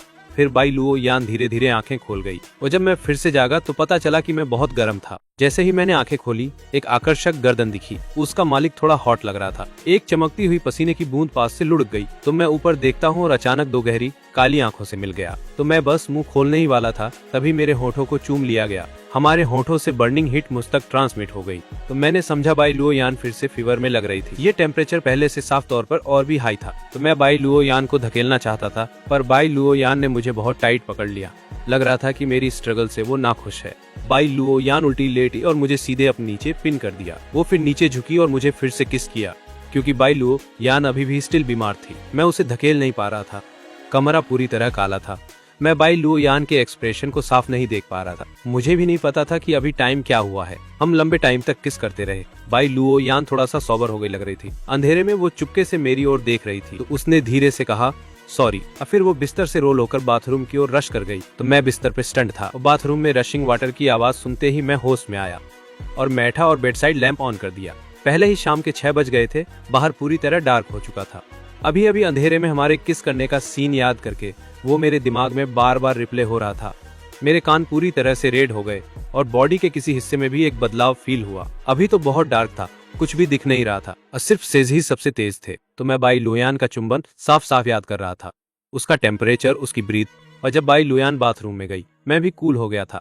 तो मैं बिस्तर से उठ गया, पास के सोफा पर बैठ गया बाई लुओयान के बाहर आने का इंतजार करते हुए। एक पल बाद बाई लुओयान की खर्राने वाली आवाज बाथरूम से सुनाई दी, जियांग चेन, क्या तुम मेरे लिए एक सेट क्लॉथ्स ले आ सकते हो? ठीक है। मैं वार्डरोब का रास्ता चेक किया और एक सेट क्लॉथ्स निकाल लिया। इस बार उसने एक सेकंड हिचकिचा, फिर उसने जल्दी से ड्रॉर से एक आइटम निकाला और क्लॉथ्स में डाल दिया, जैसे कुछ नहीं हुआ हो वैसा दिखाते हुए मैं बाथरूम के दरवाजे की तरफ चला। मैंने क्लॉथ्स ले आए। बाथरूम का दरवाजा थोड़ा खुला। मैंने चेहरा मोड़ लिया और क्लॉथ्स बाई लुओयान को दे दिया। फिर मैं जल्दी से हट गया। बाथरूम का दरवाजा फिर से बंद हो गया। ज्यादा देर नहीं हुई, बाई लुओयान पूरी तरह से कपड़े पहनकर बाहर आई। मैंने उसे थर्मोमीटर दिया, अपना टेम्परेचर ले लो। बाई लुओयान ने आज्ञाकारी ढंग से थर्मोमीटर उठाया और बगल में रख दिया। इंतजार का टाइम हमेशा बहुत लंबा लगता है। जैसे ही टाइम खत्म हुआ, मैं देखने के लिए बेताब था। मरीज बाई लुओ ने आराम से थर्मामीटर निकाला। थर्मामीटर पर टेम्परेचर देखकर मैं राहत की सांस ली। फीवर नीचे गिर गया। बाई लुओयान चुपचाप सुनती रही, कुछ नहीं बोली। मैं बाई लुओयान की ओर देखा। हालिया घटना अनजाने में दिमाग में आ गई। अचानक मुझे लगा कि मैं यहाँ और नहीं रह सकता। अगर अब तुम में ठीक है तो मैं अपना वाक्य पूरा करने से पहले बाई लुओयान ने हाथ बढ़ाया और मेरा हाथ पकड़ लिया। उसकी दयालु आंखें मुझ पर टिकी थी। झांग चेन, 2 बार मैं बिना पूछे तुझे किस कर चुका हूँ। मैं हैरान रह गया और फिर मेरे कान तुरंत लाल हो गए। मैं गुस्सा नहीं हूँ, मुझे पता है उस वक्त तू नशा में नहीं था। ऐसा नहीं था कि मैं नशा में नहीं था। छोटे चेन, मैं तुझे किस करना चाहता हूँ, मैं हमेशा करता आया हूँ। तो बाई लुओ यान की हल्की खराश में आवाज मेरे कान में गूंज उठी। बाई लुओ यान की सीधी बात ने मुझे थोड़ा उलझन में डाल दिया कि क्या कहूँ। वो कहने के बाद मैं उससे नजरें हटा ली। लुओ यान ने एक भौं उठाई। जियांग के गौहर का मतलब क्या है? क्या इसका मतलब है कि तू जानती है मैं हमेशा से तुझे चूमना चाहता था, या फिर तू भी असल में चाहती है कि मैं तुझे चूमूं? मेरी सेप्पल 2 बार उछल गई। मैं हेले से सांस ली और बेबस होकर बोला, तो कुछ चीजें तो तू खुद ही जानती है, इन्हें चुपचाप दिल में रख लेना ही काफी है। इनको जोर से मत बोल। मैं अपने पास बाई लुयान को नहीं देख रहा था। उसके होठों के कोने पागलपन से ऊपर की ओर मुड़ रहे थे। अचानक बाई लुया आगे बढ़ी और करीब आई। चूमते हैं। बाई लुयान बिना कुछ कहे मेरी ओर देख रही थी। वो धीरे धीरे मेरे सामने अपनी आंखें बंद कर गई। मैंने एक हाथ उसकी गर्दन के पीछे रख दिया। मेरे होंठ सीधे उसके होंठों से लग गए। ये चुंबन पहले के किसी भी चुंबन से अलग था। ऐसा लगा जैसे मैं धीरे धीरे एक बेहतरीन डिलीकेसी का मजा ले रहा हूँ। हर बाइट का स्वाद बारीकी से महसूस कर रहा हूँ। बहुत बहुत देर तक चूमे, इतना लंबा कि जब अलग हुए दोनों थोड़ा सांस फूल गया था। बाई लुयान ने अब माथा मेरे माथे से लगा दिया। मेरी उंगलियों ने धीरे धीरे उसके होंठों को छू लिया। तो मैं बोला, सुनते हैं कि सर्दी तब सबसे ज्यादा फैलती है जब आप ठीक होने वाले होते हो। ये बाई लुयान एक पल के लिए हैरान रह गई, फिर हंसी में फूट पड़ी। उसने मेरी कमर पकड़ी, फिर वो मेरे बाहों में खुद को डुबो ली। मैं नहीं समझ पाया कि बाई लुयान किस बात पर हंस रही थी, पर फिर भी मैं आज्ञाकारी ढंग से उसे गले लगाने दिया। पर मेरे दिल में मैं कुछ और ही सोच रहा था। क्या बाई लुयान और मैं अपनी रिलेशनशिप में थोड़ा बदलाव करें? ये एम्बिग्युइटी ठीक नहीं लग रही। और जब उसने मुझे सोचते देखा, बाई लुयान ने धीरे धीरे बोला, जियांग चेन क्या सोच रहा है? तो मैं हमारी रिलेशनशिप के बारे में सोच रहा हूँ। क्या हमें इसे एक कदम आगे ले जाना चाहिए? जब बाई लुयान ने जवाब नहीं दिया तो मैंने खुद ही समझाया। मैंने शेन शियाओवेई को पहले ही छोड़ दिया है। अब मेरा दिल खाली है। फिर भी मुझे लगता है कि मेरे पास अभी भी कुछ है तेरे लिए। बाई लुयान की उंगली धीरे धीरे मेरे होंठों पर रखी। जियांग चेन, मुझे ही कॉन्फेस करने दो। मैं अभी अभी समझाने वाला था। वह जब बाई लुयान की कोमल आवाज सुनाई दी, तो जियांग चेन, जब से मैं तुम्हें मिला, पहले ही पल से, पहली नजर में ही मैं तुमसे लव में पड़ गया। क्या तुम मेरे बॉयफ्रेंड बनोगे? और मैं तुम्हें पैम्पर करूंगा। लव यू, डेट मी, शादी के इरादे से, ठीक है? मैं नहीं उम्मीद किया था कि बाई लुयान इतनी सीरियस होगी। तो उसकी आंखों में चमकती रोशनी देखकर मैं भी इमोशन में आ गया। ठीक है, मैं तुम्हारे साथ रहने के लिए एग्री हूँ। तो बाई लुयान मुस्कुराई। उसने हाथ बढ़ाया और मुझे टाइटली हक किया। मैंने हाथ बढ़ाया, बाई लुयान का चेहरा उठाया और उसके लिप्स पर किस किया। बाई लुयान ने अपनी बाहें मेरे गन के चारों ओर लपेट ली। लिंगरिंग, पैशनेटिक किस। और जब हम अलग हुए, हमारी दोनों लिप्स पर स्माइल थी। बाई लुयान बोली, तुमने नहीं कहा था कि किस करने से बीमारी फैलती है? मैं मजाकिया लहजे में बोला, क्या पहले के किसों ने तो नहीं फैला दिया? तो तुम पहले ही मुझे इन्फेक्ट कर चुकी हो क्या? बाई लुयान हंसी। उसने सहमति में सिर हिलाया। जियांग चेन सही कह रहा है। उसके बोलते ही दोनों एक दूसरे को देखकर स्माइल कर गए। जब मैं बाई लुयान के कमरे से बाहर गया, दरवाजा खोलते ही जियांग वेनरू दिख गया। जियांग युआन पर राव का चेहरा वही एक्सपेक्टेड एक्सप्रेशन था। उसने सिर घुमाकर मेरे बगल में बाई लुयान को देखा। उसने ठंडे अंदाज में स्नेयर किया, हो वैसे इस पूरे शहर को देखूं तो सिर्फ तुम ही मेरे छोटे भाई के लिए थोड़ा बहुत लायक हो ब्रो। तेरे और मेरे भाई के बीच का मामला उसकी बहन होने के नाते मैं अलो करती हूँ। बाई लुयान ने हल्की हंसी दी। क्या अब तुम्हारी बारी है असहमत होने की? मैं बाई लुयान की ओर देखा, फिर जियांग वानरू की ओर। उनको सुलह करते देख मैं बहुत खुश हो गया। दीदी, बाई लुयान और मैं अब टुगेदर हैं। आगे उसकी बुलिंग मत करो।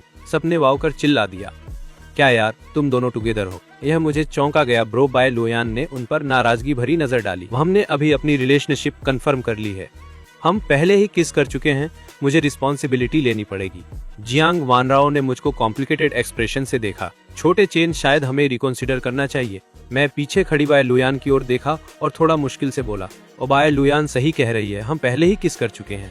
रिलेशनशिप को डिफाइन न करना थोड़ा अस्कमी नहीं लगेगा। बाई लुयान की कॉन्स्टिट्यूशन वाकई बहुत अच्छी थी। वह पूरी तरह से ठीक हो गई थी। हॉट स्प्रिंग ट्रिप भी खत्म होने वाली थी। हम निकलने की रात से पहले तो मैंने फैसला किया कि एक और हॉट स्प्रिंग स्नान करूं। आखिर में मैं यहाँ कई दिन से हूँ और अभी तक इसे बस एक बार ही एंजॉय किया है। इतनी बड़ी पूल और मैं ही अकेला उसमें था। ऐसा लगा जैसे मैंने पूरा जगह बुक कर ली हो। मैं आराम से पूल के किनारे पर झुक गया। गर्म पानी में डुबकी लगाते हुए मैंने एक सेटिस्फाइड सिस निकाल दिया और प्राइवेट बाथ में भी मीठा म्यूजिक बज रहा था। मैंने आंखें बंद कर ली। मेरे हाथ हॉट स्प्रिंग पूल के किनारे पर टिके हुए थे। मेरी उंगलियां रिदम के साथ धीरे धीरे टैप कर रही थी। डुबकी में इतना फफकश्त था कि मैंने बिल्कुल नहीं देखा कि कोई प्राइवेट बाथ में चुपके से घुसा और हॉट स्प्रिंग पूल की धुंधली स्टीम की ओर टिपटोइंग कर रहा था। एक पतली सिलुट धुंधले तौर पर दिखी। वो व्यक्ति चुपके से पानी में घुस गया। मैंने एक आवाज सुनी, रिफ्लेक्स से सिर घुमा कर देखा, पर कोई नहीं दिखा। तो मैं उलझन में सिर फिर से घुमा दिया। पर ज्यादा देर नहीं हुई, मेरे पीछे एक और आवाज आई। मैं फिर से देख रहा था, फिर भी कोई नहीं था। फिर तीसरी बार पीछे मूवमेंट सुनते ही मैं जल्दी में नहीं घुमा, बल्कि थोड़ा शांति से इंतजार किया। फिर अचानक घुमा। डैड, मैंने गाली दी। रिफ्लेक्स से एक कदम पीछे हट गया। नतीजतन मैं ठोकर खा गया और पानी में गिरने वाला था। अचानक मुझे लगा मेरी बाहों को एक सॉफ्ट हाथ ने पकड़ लिया। बाय लुयान मेरे पीछे खड़ी होकर मेरी कमर को गले लगा रही थी। मैंने उसकी ओर पलक झपकाई और पूछा, बाय लुयान, तुम यहाँ कैसे आई? ये तो पुरुषों का स्नान घर है। हम मुझे पता है, तुमको भी पता था, और फिर भी अंदर आ गई। क्या होता अगर मैं जियांग, यांग और बाकी लोग नहीं आ रहे होते? तो मैं तुम्हारे पीछे अंदर चली। मैं थोड़ा चकित रह गई। भले ही मैं यहाँ अकेली हूँ, फिर भी तुम अंदर नहीं आ सकती। बाय लुयान का एक्सप्रेशन थोड़ा सीरियस था। जियांग चेन, तुम शायद मान नहीं पाओगी, पर मुझे थोड़ा अनफिटेड लग रहा है, इसीलिए मैं तुम्हारे पीछे चली। मैंने देखा कि वो सीरियस है, तो और कुछ नहीं कहा। इसी वक्त एक खून झटके वाली चीख ने हॉट स्प्रिंग रिसोर्ट की शांति को तोड़ दिया। तो बाई लुयान ने तुरंत मुझे किनारे की तरफ खींच लिया। तभी मुझे पता चला कि बाई लुयान क्या पहन रही थी। वो बिल्कुल हॉट स्प्रिंग का कपड़ा नहीं था। बाहर निकलते ही हॉलवे में पैनिक में दौड़ते लोग भर गए। वो लोग सब हॉट स्प्रिंग में स्नान करते हुए बाहर भाग निकले। तो सब पूरी तरह डिसेव्ड हो गए थे। कुछ लोग तो पूरी तरह नग्न भी थे। एक फ्रैंटिक औरत फल की चाकू थामे हुए दूसरों को चोट पहुंचा रही थी। जीसी चिंग हॉट स्प्रिंग रिजॉर्ट का मालिक था। हॉट स्प्रिंग्स में खून खराबा हुआ सुनते ही उसने तुरंत सिक्योरिटी गार्ड्स बुला दिए। जीसी को देखते हुए चिंग लोगों के साथ पहुंचा। अब बाई लुयान ने परवाह करना बंद कर दिया और मुझे खींच लिया, निकलने का इरादा रखते हुए। एक और औरत चाकू लेके साइड से बाहर दौड़ती आई। बाई लुयान ने जल्दी से रिएक्ट किया। एक स्पिनिंग किक ने उस व्यक्ति को जमीन पर गिरा दिया। मैंने उसे चिंतित चेहरे से देखा। ठीक हो, मुझे वो संभाल लेना चाहिए था। अगर तुम्हें चोट लग गई तो? बाई लुयान ने हंसते हुए कहा। जियांग चेन, क्या तुम मेरी फिक्र कर रहे हो? मैं टैekwondo में ब्लैक बेल्ट हूँ। ठीक हूँ, फिक्र मत करो। मैंने उसे एक गहरी नजर मार दी। जी सिचेंग ने सिक्योरिटी गार्ड्स को उस व्यक्ति को बांधने के लिए ले गया। बाई लुयान का एक्सप्रेशन बहुत ही सीरियस हो गया। क्या तो तुमने साफ साफ जांच की? ये दोनों यहाँ कैसे घुस आए? इसी बात पर जी सिचेंग का एक्सप्रेशन भी बहुत सीरियस हो गया। सिस्टर गो इंट्रोगेशन में मदद कर रही है। मुझे लगता है जल्दी ही रिजल्ट मिलेंगे, क्योंकि उसे पता है वो इसे अच्छे से हैंडल कर सकता है। और बाई लुयान और मैं अपने कमरे की ओर ऊपर जाने की तैयारी की। इस समय बाई योक्सी और जियांग ने नीचे की घटना के बारे में सुना और नीचे जाकर देखना चाहते थे। एलिवेटर के दरवाजे खुले और उन्होंने मुझे और बाई लुयान को देखा। बाई लुयान ने नीचे की स्थिति के बारे में बताया। फिर सब रिलैक्स हो गए। अचानक बाई योक्सी ने हैरानी में चिल्लाया, दबाओ ब्रदर चेन, तेरे कपड़ों पर खून क्यों है? वो सबकी नजर मुझ पर टिकी हुई थी। तो मैं बताने वाला था कि खून मेरा नहीं है। तभी बाई लुयान ने मुझे जल्दी से कमरे की ओर खींच लिया। तो बाई लुयान ने मुझे बिस्तर पर धकेल दिया और खुद ही चेक किया। दरवाजे पर मेरी बहन नहीं गई थी, क्योंकि वो मेरी हालत को लेकर फिक्र में थी। बाई लुयान और मुझे बाहर आते देखकर जियांग वानू ने जल्दी से पूछा, कैसा है? मैं बेबस होकर बोला, सिस्टर फिक्र मत कर, मैं ठीक हूँ। वो खून मेरा नहीं है, शायद अभी गलती से मेरे ऊपर लग गया। अच्छा है, अच्छा है। ऐसी चीज यहाँ हुई है तो हमें जल्दी वापस जाना चाहिए। तो सबने चर्चा की और सोचा कि ये संभव है, इसलिए उन्होंने सामान पैक करके तुरंत निकल पड़े। गुशु और जियांग वानकिंग हॉट स्प्रिंग हेट में रहकर बाद की चीजों को संभालने में मदद कर रहे थे। जीसी किंग परिवार बहुत ताकतवर और प्रभावशाली है और साथ ही गुशिवई तृतीय पीढ़ी का मिलिट्री मेंबर है। इन्हीं दो पागल लोगों की पहचान पता करना इन्वेस्टिगेशन से बहुत आसान था। हॉट स्प्रिंग रिजॉर्ट में आए वो दो फ्रूट नाइफ वाले पागल माँ बेटी की जोड़ी थे। उनकी फैमिली कंपनी दिवालिया होने की कगार पर थी। बेटी के जैविक पापा ने बचा हुआ सारा मनी ले लिया और भाग गया। उन दोनों की हालत बहुत ही डेजर्टेड थी, तो उनका माइंडसेट भी पूरी तरह ट्विस्ट हो गया।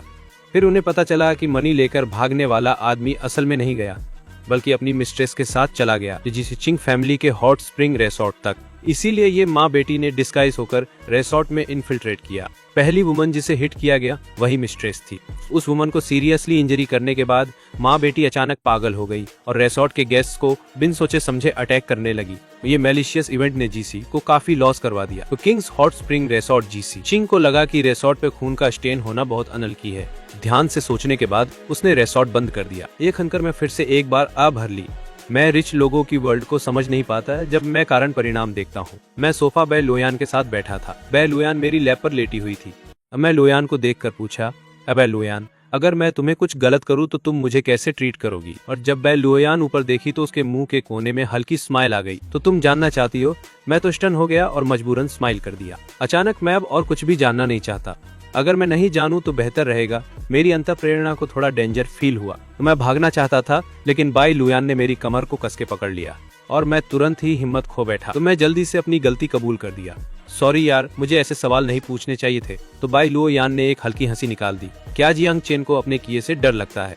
तो मैं हंसा और चिढ़ाया, हाँ यार, मैं डरता हूँ कि तू मुझे जिंदा जिंदा स्किन कर देगा।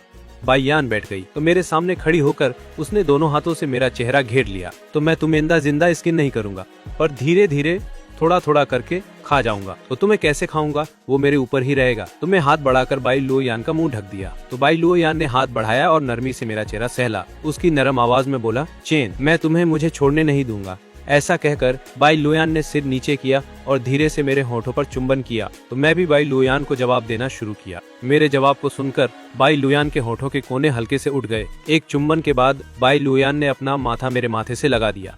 जियांग चेन, मैं तुझसे बहुत पसंद करता हूँ। मैंने 2 बार अजीब तरह से खांसी की। देर हो गई है, तुम्हें होम जाना चाहिए। बाई लुयान ने गहरी नजर से मुझे का नोट किया। फिर वो घर अहमद चला जाएगा। मैं खुद उसे दरवाजे तक ले गया। स्पष्ट लुयान मेरे ठीक सामने रहती थी, फिर भी मैं उसे जाने देने में झिझक रहा। और जब उसने देखा कि मैं उसका हाथ लगातार पकड़ रहा हूँ और छोड़ नहीं रहा, बाई लुयान मुस्कुरा पड़ी। वो अपनी एड़ी पर खड़ी होकर मेरे गाल पर चुंबन किया और खुशहाल स्माइल दे गई। मैं उसे छोड़ने में झिझक रहा। Good night. बाई लुयान हॉलवे की ओर चल पड़ी। अगले दिन मैं उत्साह से नीचे गया, हर परिवार के सदस्य को ग्रीट किया। वो सबने मेरी चेयरफुल मूड नोटिस कर ली और पूछे, लिटिल चेन, तुम आज बहुत खुश लग रहे हो, क्या आज कोई स्पेशल डे है? तो मैं बोल भी नहीं पाया। तभी साइड से जियांग वानरू की उदास आवाज आई, आज लिटिल चेन फुगी ग्रुप में इंटरव्यू देने जा रहा है। जैसे ही जियांग वानरू ने कहा, डैड को याद आया। क्योंकि मैं कोई स्पेशल ट्रीटमेंट नहीं चाहता था, मैंने सामान्य प्रोसीजर के तहत फुगी ग्रुप में इंटरव्यू दिया। मैंने अपना रिज्यूमे सबमिट किया। अप्रूव होने के बाद मैं कंपनी में इंटरव्यू देने गया और जियांग फैमिली के यंग मास्टर की पहचान छुपाने के लिए जानबूझकर रेगुलर सूट पहना। मैं जो पूरा आउटफिट पहन रहा था उसकी कीमत 500 युआन से कम थी। अब मैं अपनी मौजूदा लुक से बहुत खुश था।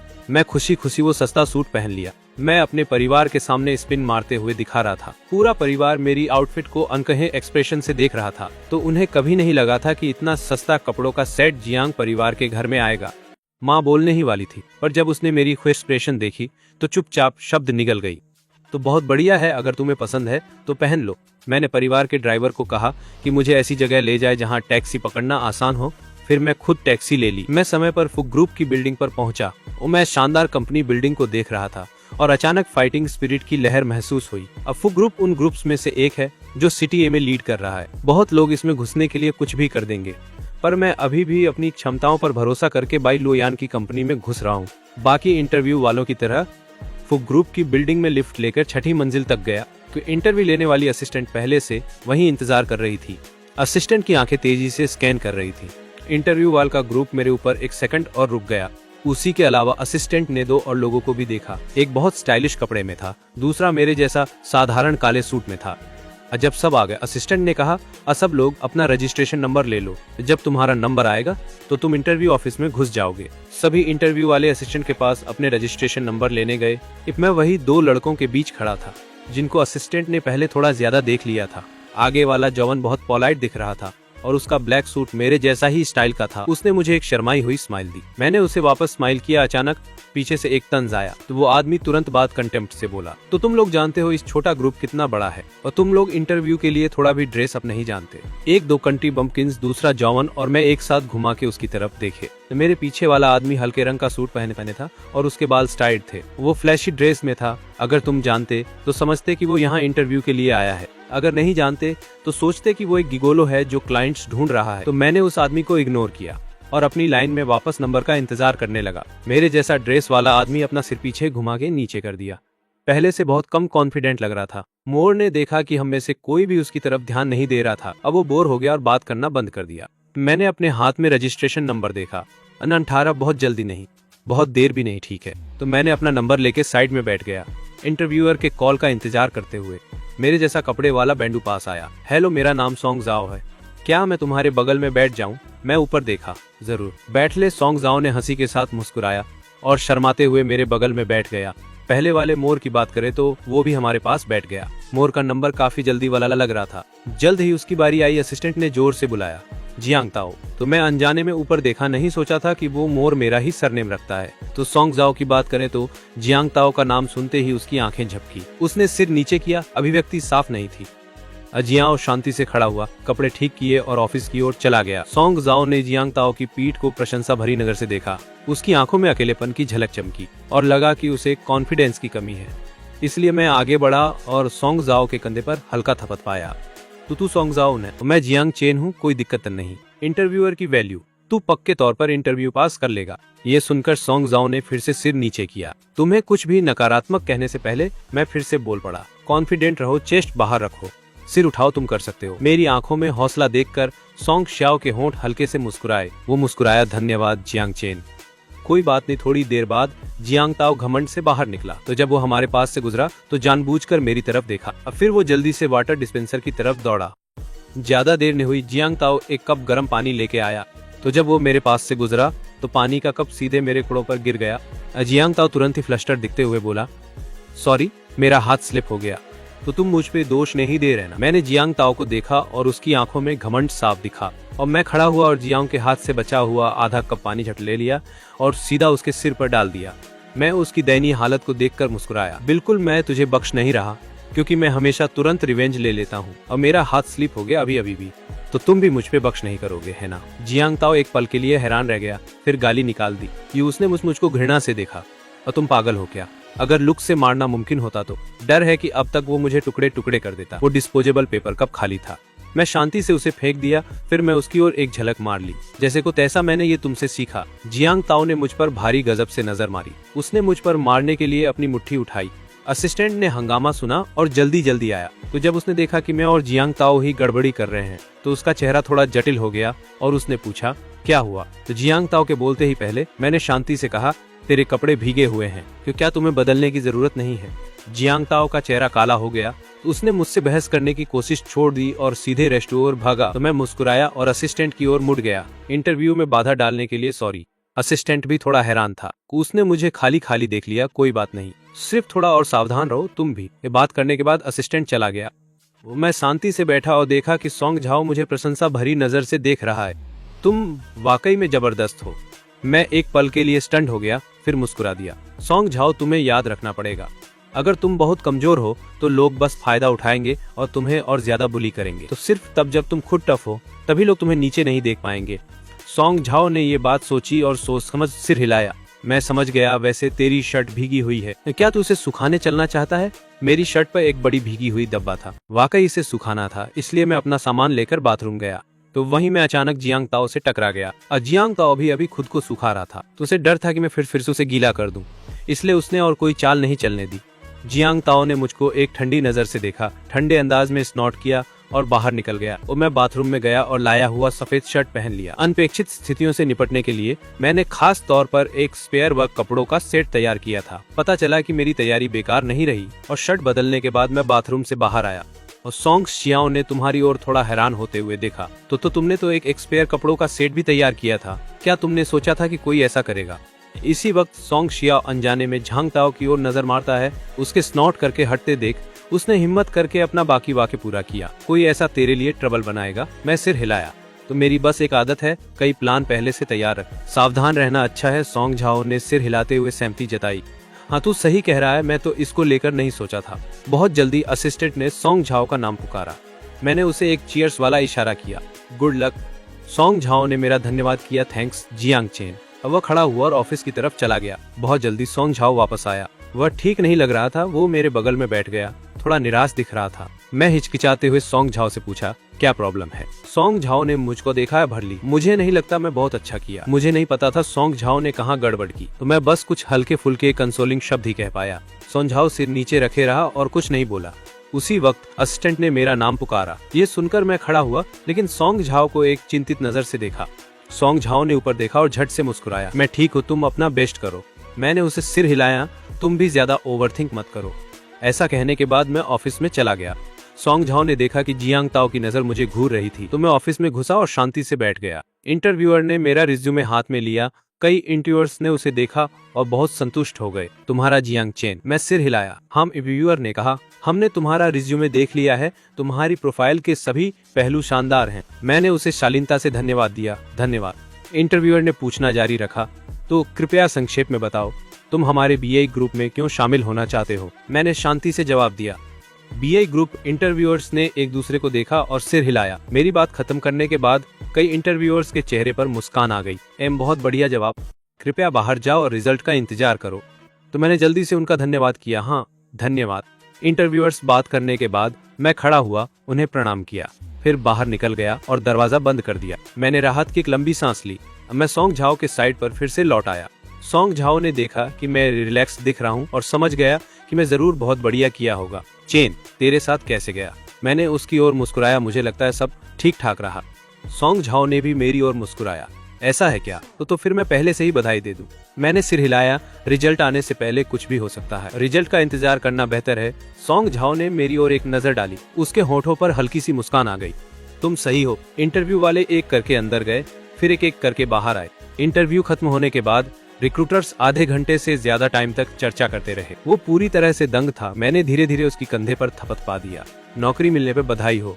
सोंग झाओ अभी भी हैरान दिख रहा था। क्या मैं वाकई हायर हो गया? सच में हायर हो गया? उसकी बात सुनकर जियांग ताओ ने तिरस्कार भरी हंसी उड़ाई। अज्ञान देहाती। जियांग ताओ की तंज के सामने सोंग शाओ ने इसे दिल नहीं लगाया। अभी उसके दिमाग में सिर्फ एक ही बात चल रही थी कि उसे बाइक ग्रुप ने हायर कर लिया है। अब मैं हंसते हुए बोला, अब से हम कॉलिग्स हैं, तो तेरे साथ काम करने का इंतजार है यार। उस सोंग शाओ ने जल्दी से सिर हिलाया। बड़ा उत्साहित दिख रहा था। सीईओ का ऑफिस 18वीं मंजिल पर बाई लुयान कंपनी के काम संभाल रही थी। इसी वक्त असिस्टेंट शियाओ ली अंदर आई और दस्तावेजों की ढेर बाई प्रेसिडेंट के बगल में रख दी। ये वही दस्तावेज हैं जिन पर तेरा सिग्नेचर चाहिए। बाई लुयान ने ऊपर नहीं देखा। बस इन्हें वहीं छोड़ दे। शियाओ ली ने दस्तावेज रखे और निकलने वाली थी। बाई लुयान ने अचानक उसे वापस बुलाया। पहले जो काम मैं तुझे दिया था, नीचे वाले लोगों को बता दिया। शियाओ ली एक पल के लिए हैरान रह गई, फिर तुरंत सिर हिलाया। सब सेट हो गया है। एचआर डिपार्टमेंट तेरी मर्जी के हिसाब से काम करेगा। बाई लुयान ने हाथ हिलाया, निकलने का सिग्नल दिया। शियाओ ली ऑफिस से निकल गई। उसी डिपार्टमेंट का एक कॉलीग आया। अरे शियाओ ली, प्रेसिडेंट बाई ने तुझसे क्या कहा? तो शियाओ ली ने एक झटके से देखा और कुल्ली कहा, अतु प्रेसिडेंट बाई की पर्सनालिटी भूल गया क्या? क्या बेवकूफी पूछ रहा है तू? वो आदमी डिप्रेस होकर पीछे हट गया और आगे के कुछ पूछने की हिम्मत नहीं हुई। फिर भी जिज्ञासा दबी नहीं रही। उसने आज सुबह बिल्कुल देखा कि शियाओ ली एचआर डिपार्टमेंट में घूम आया था। शियाओ ली अपने वर्क स्टेशन पर वापस आ गया। उसे रोक नहीं सका। बिल्लुओ यान का टास्क याद आने लगा। बाई लुओ यान ने मेरी जानकारी के बिना कंपनी में मुझे छोटा फेवर दिया, पर मेरी पहचान नहीं बताई। उसने बस शियाओ ली को कहा कि एचआर डिपार्टमेंट को बता दे। काम असाइन करते समय व्यू बढ़िया था और एनवायरनमेंट भी ठीक ठाक था। तब पर जब मेरी बारी आई तो वैसा नहीं रहा। व्यू एकदम घटिया था और वो रेस्टरूम के पास ही था। मुझे लगा कि ये जाओ रोंग वाला जानबूझकर मेरा टारगेट बना रहा है, शायद इसलिए क्योंकि उसने देखा कि मेरा बैकग्राउंड जियांग ताओ जितना टॉप नहीं है। पर मैं अपनी पहचान नहीं खोलने वाला था, इसलिए बस सहना पड़ा। तो मुझे दबाते देख जियांग ताओ को बहुत ही खुशी हुई। वो तुरंत मुड़कर जाओ रोंग वाले की चापलूसी करने लगा। सोंग जाओ को भी नहीं लगा था कि उसे अच्छा स्पॉट मिलेगा। वो पहले सोच रहा था कि मेरा स्पॉट उसका हो जाएगा। तो उसने थोड़ा गिल्ट फीलिंग के साथ मुझसे कहा, चलो वे तेरे साथ सीट स्वैप कर दूं। मैंने उसकी तरफ एक झटके से देखा और सिर हिलाया। कोई बात नहीं, तू वहीं बैठ जा, इधर भी ठीक है। सोंग जाओ के चेहरे पर कन्फ्लिक्टेड एक्सप्रेशन आ गया। मैंने उसकी कंधे पर हल्का थपथपा दिया। सब कुछ रियल फाइन है, ये तो बस एक सीट है। ऑलराइट फिर, क्योंकि आज काम का फर्स्ट डे था। बिजनेस डिपार्टमेंट जबरदस्त व्यस्त था, फिर भी हमारे पास करने को कुछ नहीं था। तो वर्क में होने से 5 मिनट पहले मुझे बाई लोयांग से एक मैसेज मिला, जिसमें कहा गया कि काम के बाद जल्दी जल्दी होम मत जाओ, बल्कि मेरे साथ साथ होम चलो। तो जैसे ही वर्क खत्म होने का टाइम आया, जियांग ताओ और सोंग झाओ ने पैकिंग शुरू कर दी। दूसरी तरफ कोई जल्दी में नहीं था। अब फिर मैंने रेस्टरूम जाने का एक्सेस बनाया और उनके साथ नीचे नहीं गया। मैं रेस्टरूम में थोड़ी देर टिका रहा, फिर बाहर आया। अब फिर मैं एलिवेटर लेकर नीचे अंडरग्राउंड पार्किंग गैरेज तक गया। बाई लुयान पहले ही वहाँ मेरा इंतजार कर रही थी। मैं पूरी रात चोर की तरह चल रहा था, एलिवेटर से चुपके से बाहर निकल रहा। मैं बाई लुयान की कार की तरफ चल पड़ा। जैसे ही मैं पास आया, ड्राइवर ने बैक डोर खोल दिया। मैं जल्दी जल्दी कार में कूद गया, बहुत फास्ट। कार पार्किंग लॉट से निकल गई। जैसे ही मैं अंदर गया, बाई लू ओयन मेरे बाहों में सिमट गई। उसके गर्म होठ मेरे गाल पर दबे। तेरा पहला वर्क डे कैसा रहा? मैं उसकी तरफ देखकर एक पल में सोचा, बहुत अच्छा। पहला दिन बहुत रिलैक्सिंग था। बाई लू ओयन ने पूछा, क्यों न दूसरे कम डिमांडिंग डिपार्टमेंट्स में चले? मैंने उसकी पुटिंग वाली चेहरा रगड़ दिया। असल में बिजनेस डिपार्टमेंट काफी बढ़िया है। उसने भी कहा कि वो मेरे लिए सेलिब्रेट करना चाहती है। और चलो घर चलते हैं। बाई लोएन को मेरे अगर चलो सुनना बहुत पसंद है, इससे उसे अपनापन महसूस होता है। ठीक, चलो घर चलते हैं। घर पहुंचते ही मैं नीचे खाने जाने से पहले अपने कमरे में जाकर कपड़े बदल लिया। वो बाई लोयान मेरे साथ अंदर आती देख जियांग वानरू का एक्सप्रेशन ठीक नहीं था। तो पर माँ वहाँ होने की वजह से वह अपनी नाखुशी नहीं दिखा पाई। और मैं नीचे गया और माँ के बगल में बैठने के लिए दौड़ता हुआ गया। तो माँ मुस्कुराई और पूछी, जियांग चेन, तुम्हारा पहला वर्क डे कैसा रहा? तो मैं सिलाया और मुस्कुराया, हाँ बहुत बढ़िया था। लुयान की कंपनी बहुत बड़ी है और मेरा इंटरव्यू बहुत स्मूथ चला। मैंने 2 नए कोलिग्स से भी मिल रखा। काम में सब ठीक चल रहा है सुनकर माँ बहुत खुश हुई। बाई लुयान को देखा। अब से कंपनी में जियांग चेन का ख्याल रखना।